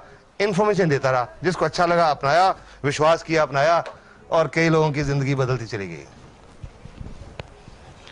जलंधर में एक और आदमी है, उनको सितंबर 2002 में ओसवाल कैंसर अस्पताल ने बोला था 2-3 महीने के मेहमान, और आज 2.5 साल हो चुके हैं। वो कैप्टन राजेंद्र सिंह एक हेल्दी लाइफ जी रहे हैं, no cancer now. Repeatedly Oswal अस्पताल उनको रिपोर्ट दे चुका है आपके अंदर कैंसर नहीं है, and he is living a healthy life. दिसंबर में राजीव गांधी कैंसर अस्पताल से एक पेशेंट को डिस्चार्ज किया गया, पटियाला में रहते हैं वो, ब्रेन ट्यूमर।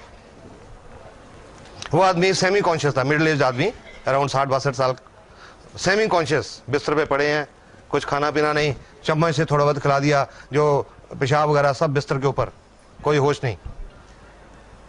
उनके बेटों को बताया भगवान का नाम लेके ट्राई करो, और आज वो आदमी सुबह शाम मंदिर जाते हैं।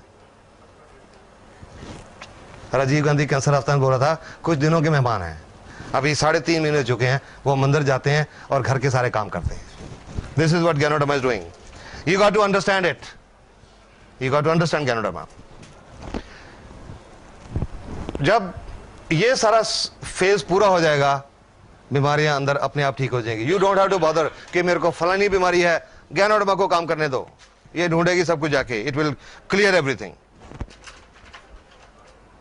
ये जो मैं आपको एलमेंट रिफ्लेक्शन बता रहा था, लिवर की प्रॉब्लम है तो लाल आंखें होती हैं, गुर्दे की कोई प्रॉब्लम है तो ब्लॉक टीयर होते हैं, फेफड़े की कोई प्रॉब्लम है तो बलगम आती है या उल्टी आती है, कोई ब्लड सर्कुलेशन की कोई प्रॉब्लम है, ब्लड सर्कुलेशन की कोई प्रॉब्लम है तो थोड़ी नमनेस, जैसे टांगे सोई हुई महसूस होती है। अगर एलमेंट रिफ्लेक्शन अगर ज्यादा हो जाए, अगर तंग करे, डोज थोड़ी देर के लिए कम कर दें या उसके लिए कोई सिम्टोमेटिक ट्रीटमेंट ले लें, but continue ganoderma, let it do its job. Ganoderma does not cure any disease directly, but it helps the body to handle it. Gyanoderma is health specific and not disease or symptom specific. जब ज्ञानोडर्मा की treatment शुरू करनी है किसी भी बीमारी के लिए, मरीज जो भी दवाइयां खा रहा है, चाहे एलोपैथिक, चाहे होम्योपैथिक, चाहे आयुर्वेदिक, वो शुरू में साथ में चलेंगी, वो एकदम से बंद नहीं करनी।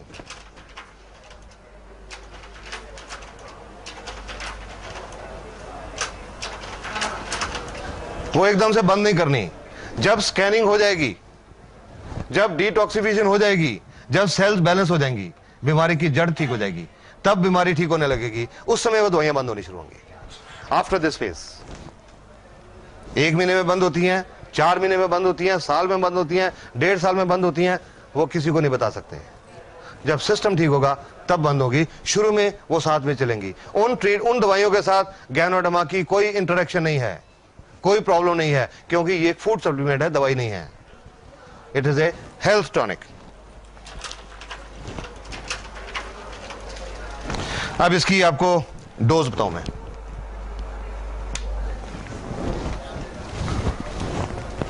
डोज तो जनरली दवाइयों की होती है, ज्ञानो तो दवाई नहीं है तो इसकी डोज नहीं होती, बट फिर भी हम लोगों को डोज बताते हैं। क्यों?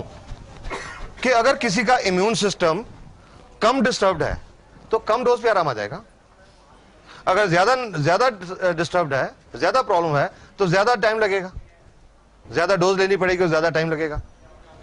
इम्यून सिस्टम कितना डिस्टर्ब्ड है, इसको मेजर करने का कोई दुनिया में आज तक पैमाना नहीं बना।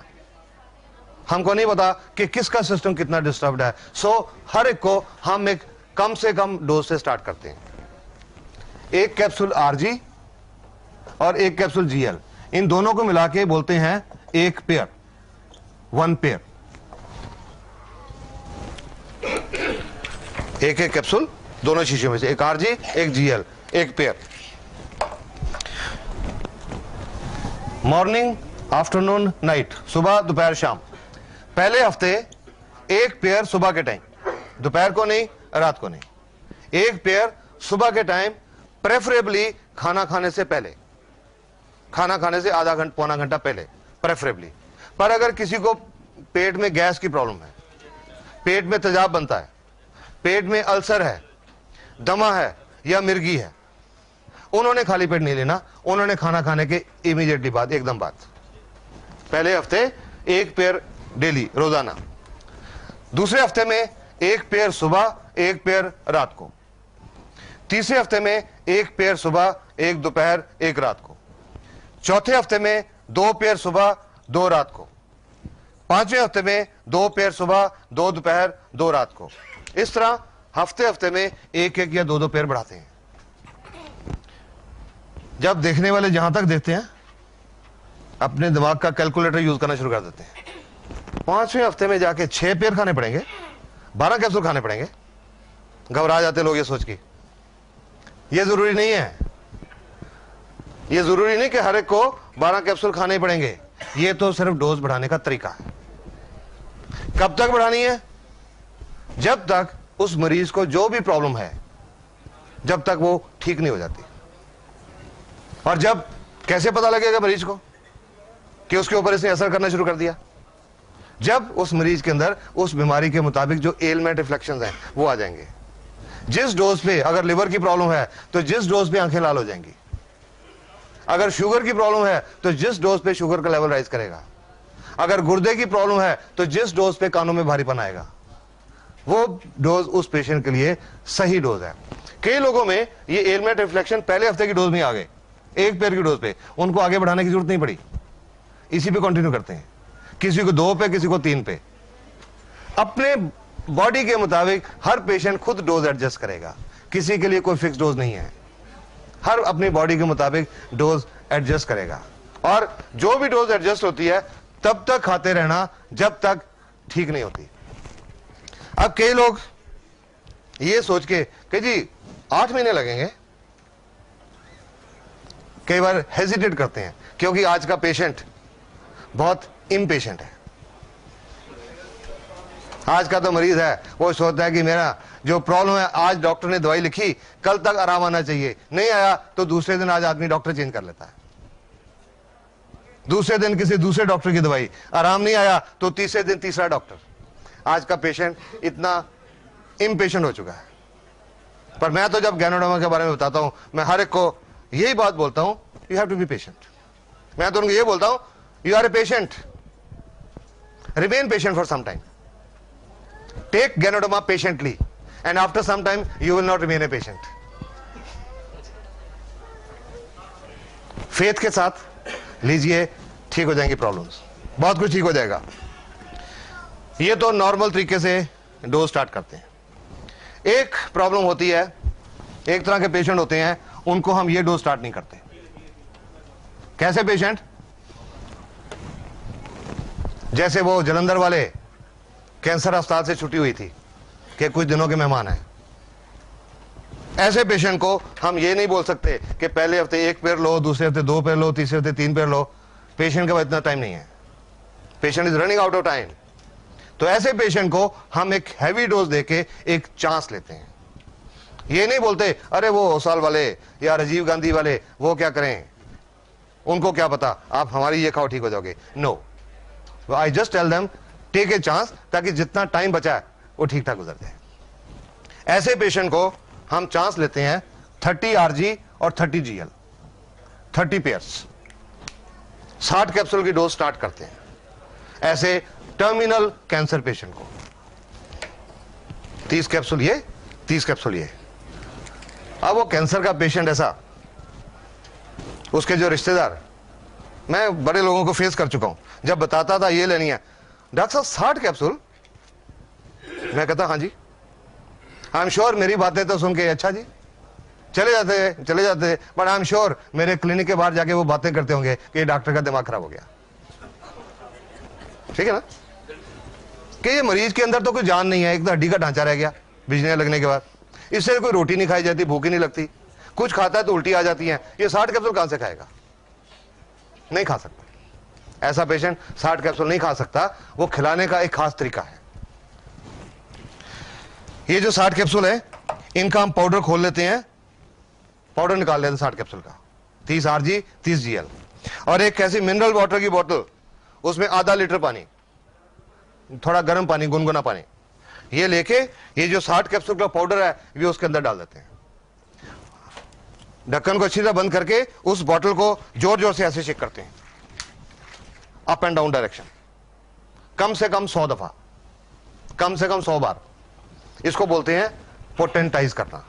ये एक होम्योपैथिक प्रिंसिपल है, पोटेंटाइज करना। और 100 दफा शेक करके जो आधा लीटर सस्पेंशन तैयार हो गई, वो उस कैंसर के मरीज को हर 5-10 मिनट में 1-1, 2-2 चम्मच करके पिला देते हैं, और 1.5-2 घंटे में ये पूरा खत्म कर देते हैं। इसको बोलते हैं डाइट थेरेपी। Diet therapy. हर रोज उस कैंसर के पेशेंट को हम ये डाइट थेरेपी देते हैं, 60 कैप्सूल की डोज, महीना 1.5 महीना। और जिस पेशेंट को कैंसर अस्पताल ने बोला कुछ दिनों के मेहमान है और उनका महीना 1.5 महीना गुजर गया, कंडीशन थोड़ी स्टेबल होगी, बेटर होगी, उसके बाद डोज रिड्यूस करते हैं, फिर कम करते हैं, पर शुरू इस तरीके से करते हैं।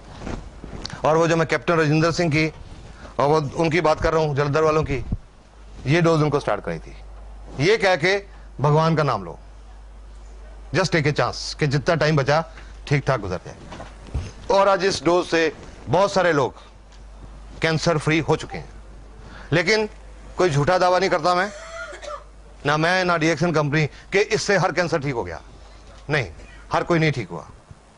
कुछ ऐसे भी थे टर्मिनल पेशेंट जो नहीं बचे, लेकिन उसके बावजूद उनके रिश्तेदारों ने आके थैंक्स किया कि जितना टाइम वो जिए ठीक ठाक जिए।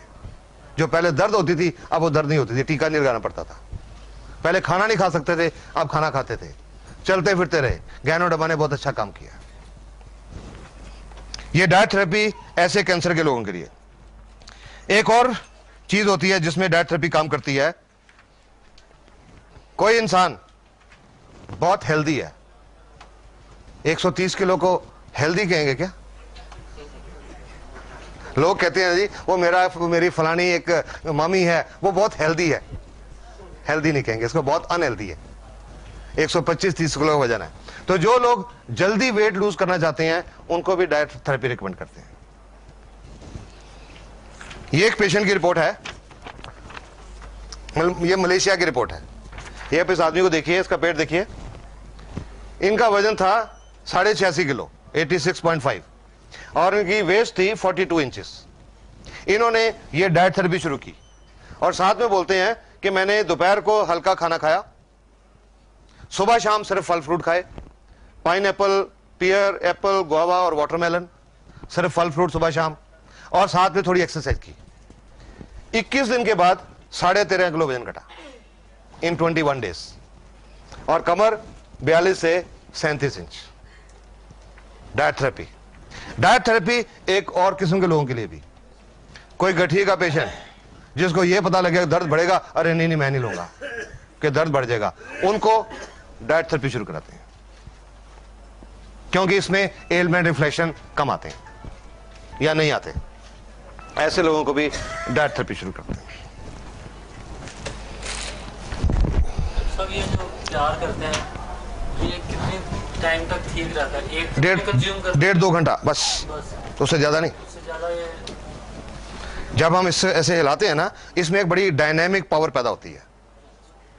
ये जो क्या होता है, पानी के अंदर कुछ जो पानी के कण होते हैं, इनको बोलते हैं MC, molecular clusters. Molecular clusters, जो पानी, आम पानी का जो साइज होता है मॉलिक्यूलर क्लस्टर्स का 13 से 15 एमसी पर क्यूबिक मिलीलीटर। जब ये करते हैं वो 13 से 15 के बजाय 2-3 हो जाता है, उनकी एब्जॉर्प्शन सेल में बढ़ जाती है, और 2 घंटे के अंदर वो डायनेमिक पावर रहती है उसका खत्म हो जाती है। सपोजिंग कोई पेशेंट है, उसने भी आधा पिया, नहीं पिया गया 2 घंटे में, तो 2 घंटे के बाद इसको फिर से ला लो, फिर 100 बार फिर हिला के फिर से वो पैदा करके फिर 1.5-2 घंटे में खत्म कर दो। ऐसा भी कर सकते हैं, लाइक दैट। 1-1.5 महीना डेली, एवरी डे, सर ये जो एवरी डे। पेशेंट है जिसका ओवरवेट था, तो इसको कितना डोज, ये तो हैवी है ना, इसके लिए ये इतना ही डोज देना चाहिए? किसके लिए? जो एक्सेस वेट है, हाँ। जैसे 86 kg है, हाँ। फॉर एग्जांपल Okay, गुजर गया है, हाँ। और उनको जोड़ों के भी दर्द है, उनको नॉर्मल 1, 2, 3 से शुरू कराओ। वो पैर बढ़ाएं, हाँ, उसी से बढ़ाओ। तो उसी से एक पटियाला में एक औरत है, उनको गठिया है, उनको एक ही पैर स्टार्ट किया था, उन्होंने एक पैर बढ़ाया ही नहीं, 2 महीने तक एक ही पैर रहते रहे। 2 महीने में उन्होंने 8 किलो वजन लूज कर दिया, सिर्फ एक पैर से। अब उनका गठिया भी ठीक है और अब उनका वो भी ठीक है। हाँ जी, जनरली अगर पेयर ना बढ़ाए पहली डोज पे ही चलता रहे तो कब तक चलना है? क्या होता है? पेयर ना बढ़ाए जाएं और हाँ। एक ही डोज पे चलता रहे। हाँ, ये भाई साहब ने पूछा कि सपोजिंग हम पेयर नहीं बढ़ाएं, सपोजिंग पेयर नहीं बढ़ाए, सुन रहा हूं मैं सुन रहा हूं, मैंने देख भी लिया। आप वो दूर बातें सुन रहे हो। 8 महीने से मैं पैर खा रहा हूँ। पता है मेरे को कि सपोजिंग डोज नहीं बढ़ाएं, जैसे वो 1, 2, 3 की बोलते हैं, अगर आदमी एक ही पेड़ लेता रहे तो क्या असर, एक ही पेड़ कह रहे हैं ना, सपोज असर होगा। वैसे तो एक पेड़ की डोज हम उनको बताते हैं जिनको कोई प्रॉब्लम नहीं है, सिर्फ अपनी हेल्थ मेंटेन करने के लिए, ठीक है। तो अगर कोई बीमारी है तो हमको कम से कम 2 या 3 पेड़ की डोज तो चाहिए। सपोजिंग वो नहीं भी बढ़ाता, एक ही पेड़ लेता रहता है, तो उसके अंदर जो प्रॉब्लम है, जो 3 की पेड़ से मान लो 8 महीने में ठीक होती है, एक लेता है तो 2 साल लग जाएंगे, टाइम बढ़ जाएगा। वैसे उससे कोई फर्क नहीं पड़ता, थोड़ा टाइम ज्यादा लग जाएगा। पहले चाह रहा हूँ जैसे मैं ठीक हूँ हाँ। और शुरू करूँ तो एक बार। हाँ, यस, या for gaining same way go up to 3 pairs. हाँ जी, yes. How do we believe and why do we believe you that you are not giving us any steroids? Is it approved by any organization? Since you say that you got so many examples, has it been approved by WHO or anybody before we all start doing it? I'm just sorry. Yeah. Thank you. No, it's a very valid question. Okay. It's a very valid question, and this question must be answered. That's right. Must be answered. Otherwise, we don't want to keep people in the dark. We are layman. Yeah, we don't. Steroid for us. We don't want to keep the people in the dark. Okay. I'll just tell you.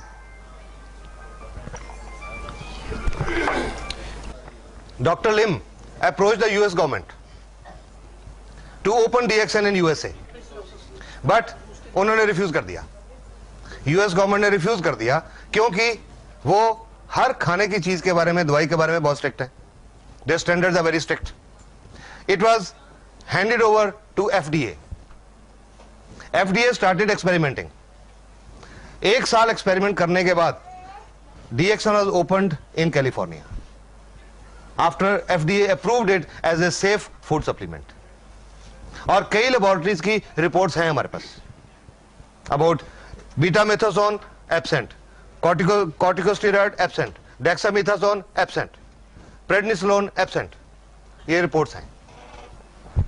अब कुछ लोगों ने मेरे को ये भी बताया जी हमने वो हमारे शहर में एक लेबोरेटरी टेस्ट कराया था, I've gone through all this, test कराया था, उन्होंने बोला इसमें स्टीरॉइड है। ठीक है, एक छोटी लेबोरेटरी के पास इसको टेस्ट करने का इंतजाम होता ही नहीं है। पहली बात, इंडिया में सिर्फ 1 या 2 लेबोरेटरी हैं, बॉम्बे में एम्स में होगी, उनके पास है, हर लेबोरेटरी कर ही नहीं सकती। एक चीज होती है जिसको हम बोलते हैं sterol, there is something called sterol which is a natural thing, वो नेचुरल प्लांट्स में होती है। वो स्टीरॉल का टेस्ट भी पॉजिटिव आता है because ganoderma contains that ergosterol. Ergosterol is a natural precursor of hormones. It contains that, जिसकी वजह से छोटी मोटी लेबोरेटरी वाले इसमें वो स्टीरॉइड दिखा देते हैं। पर हमारे पास सिंगापुर की लेबोरेटरी, मलेशिया की लेबोरेटरी, चेन्नई की लेबोरेटरीज इंडिया में जब आई थी, ड्रग कंट्रोल ऑफ इंडिया ने सब कुछ वेरीफाई किया था। Then DXN was allowed to come in India. And 1993 1993 में DXN कंपनी मलेशिया में शुरू हुई और आज दुनिया के 53 कंट्रीज में चल रही है। There must something must have been found, उसके बिना नहीं हो सकता। और अगर USA जैसे कंट्री में खुली, कनाडा में खुली, ऑस्ट्रेलिया में खुली, I don't think they will allow it without verifying. चल रही है, you can rest assured. Report चाहिए बहुत सारी हैं, इंटरनेट के ऊपर बहुत रिपोर्ट्स अवेलेबल हैं, you will find one ergosterol। कितनी है थोड़ा सा रिपोर्ट आती है। आप एज बताइए मेरे को, एज कितनी है, एज उम्र? ओके, पहले उनको शुगर की भी प्रॉब्लम थी? प्रॉब्लम उसको एक बार 3-4 साल का था तो फिटनेस का प्रॉब्लम था, तो काफी लंबा इलाज चला था उसका। Doctor Das please we are answering the questions now. ये क्वेश्चन हो सकता है और भी किसी के काम आएंगे। हाँ सुनिए, ये किडनी पेशेंट के बारे में बात कर रहे हैं, हम एक गुर्दे के पेशेंट की बात कर रहे हैं। सुनिए प्लीज। हाँ, तो वो फिटनेस का इलाज चला था 6-7 साल। डॉक्टर दास गुप्ता जो है वो बहुत अच्छे डॉक्टर थे, वो तो चले गए, इसका इलाज भी सही हुआ और ठीक भी हो गया। चलो अभी 1.5-2 महीना पहले प्रॉब्लम आई, फीवर उबर आया और वो गांठ में दर्द हुआ, इलाज कराने के लिए गए तो दरभंगा में डॉक्टर एन मिश्रा है। ये डायलिसिस कितनी देर से चल रहा है? डायलिसिस पिछले सप्ताह से चल रहा है, 2 दिन हो गए हैं डायलिसिस। ओके, तो क्या उन्होंने ट्रांसप्लांट कराने का फैसला कर लिया? डॉक्टर ने उन्होंने कहा कि इसको ट्रांसप्लांट तो करना पड़ेगा, लेकिन उससे पहले डायलिसिस भी जरूरी है। ओके। और पेशेंट को इसे देखने से चलता फिरता है। अगर तो किसी पेशेंट ने डिसाइड किया कि कुछ दिनों में ट्रांसप्लांट कराना है, अगर किसी ने, आप सबकी इंफॉर्मेशन की है कि कुछ दिनों में ट्रांसप्लांट कराना है, तो गैनोडर्मा शुरू नहीं करनी। मैंने तो स्टार्ट नहीं, अगर कुछ दिनों में कराना है तो नहीं करनी, क्योंकि जब हम ट्रांसप्लांट करते हैं हम स्टीरॉयड देके बॉडी के इम्यून सिस्टम को कम करते हैं कि बॉडी उसको रिजेक्ट ना कर दे, इसलिए इम्यून सिस्टम को बढ़ाना है। ये कॉन्ट्राडिक्टरी इफेक्ट हो जाएगा। और या दूसरा एक और, अगर किसी का किडनी ट्रांसप्लांट हो चुका है 6 महीने तक गैनोडर्मा नहीं देनी, otherwise there are chances body will reject the kidney. जैसे डायलिसिस चल रहा है उसका, और ये दवा मैं बिना डॉक्टर से पूछे हुए मैं दे रहा हूँ, मतलब मैं इसलिए कि डॉक्टर मना करेंगे मुझे पता है, डेफिनेटली, इसलिए मैं चुपचाप उसको खिला रहा हूँ। दोनों में से 2-2 गोली सुबह और 2-2 गोली। मैं इसका आपको एक पेशेंट का एग्जांपल बताता हूं, शायद आपके जॉब का मिल जाएगा, औरों के लिए भी होगा। बैठिए। लगभग 2 साल पहले एक किडनी के पेशेंट को देखने के लिए बुलाया गया था मेरे को। चंडीगढ़ के पास एक जगह है, वहां उस औरत का डायलिसिस चल रहा था कुछ टाइम से, और उन्होंने ट्रांसप्लांट के लिए कहा अपने डॉक्टर को, जो किडनी का इलाज चल रहा था। उन्होंने कहा जी वो जो औरत है उनको कई सालों से दमे की प्रॉब्लम थी, और दमा के कारण उनके फेफड़ों में एक प्रॉब्लम होती है, उसको बोलते हैं पल्मोनरी फाइब्रोसिस, फेफड़े श्रिंक हो जाते हैं, वो हुए थे। तो उनको डॉक्टर ने कहा हम इनका ट्रांसप्लांट करने की सोच नहीं सकते, क्योंकि ये जो फेफड़े की प्रॉब्लम है ये एनेस्थीसिया नहीं सह पाएंगी, शायद ऑपरेशन थिएटर में डेथ हो जाए, ये नहीं सोच सकते। तो जितनी देर इन्होंने जीना है इनकी सेवा करो, जो 4-6 महीने जीना है सेवा करो। मेरे को देखने के लिए बुलाया गया, फर्स्ट पेशेंट था मेरा किडनी का। I couldn't tell with confidence कि जी बहुत सारे लोग ठीक हो गए जी, आप भी लो। वो पहला पेशेंट था मेरी जिंदगी का किडनी का पेशेंट। लिटरेचर लेके गया, गैनोडर्मा की जो किताब वो लेके गया, उनको दिखाया, ये देखो जी जापान यूनिवर्सिटी की रिपोर्ट है गुर्दे के बारे में, यहाँ लिखा हुआ है कि गैनोडर्मा गुर्दे की बीमारी को 100% ठीक कर सकती है, ये किताब में लिखा हुआ है। वो दिखाया तो वो भी मेरे को कहने लगे क्या हम अपने डॉक्टर से पूछ लें, आपकी अच्छी लगती है पर क्या उनसे पूछ लें जिनकी ट्रीटमेंट चल रही है इतने सालों से। तो मैंने उनको साफ बोला कि जरूर पूछिए, पर पूछने में एक प्रॉब्लम आ सकती है कि वो जो डॉक्टर हैं आपके, पता नहीं वो हर्बल के प्रति उनका ओपन माइंड है या नहीं, जड़ी बूटियों के प्रति ओपन माइंड है या नहीं। अगर नहीं हुआ जड़ी बूटियों के प्रति ओपन माइंड, और उन्होंने बोल दिया कि मेरी दवाई के साथ आपने और कोई नहीं लेना, तो आपको मुश्किल पड़ जाएगी, आपको डिसीजन लेने में मुश्किल हो जाएगी। बाकी इट्स योर विश, मैं कि मेरा काम था इंफॉर्मेशन देना, बाकी आपकी मर्जी है। उन्होंने वो डॉक्टर साहब से सलाह किए बिना शुरू कर दी, मेरे पे विश्वास किया, शुरू कर दी। वो शुरू करने के लगभग 1.5 महीने के बाद उनका डायलिसिस बंद हो गया और 9-9.5 ग्राम पे पहुंच गया।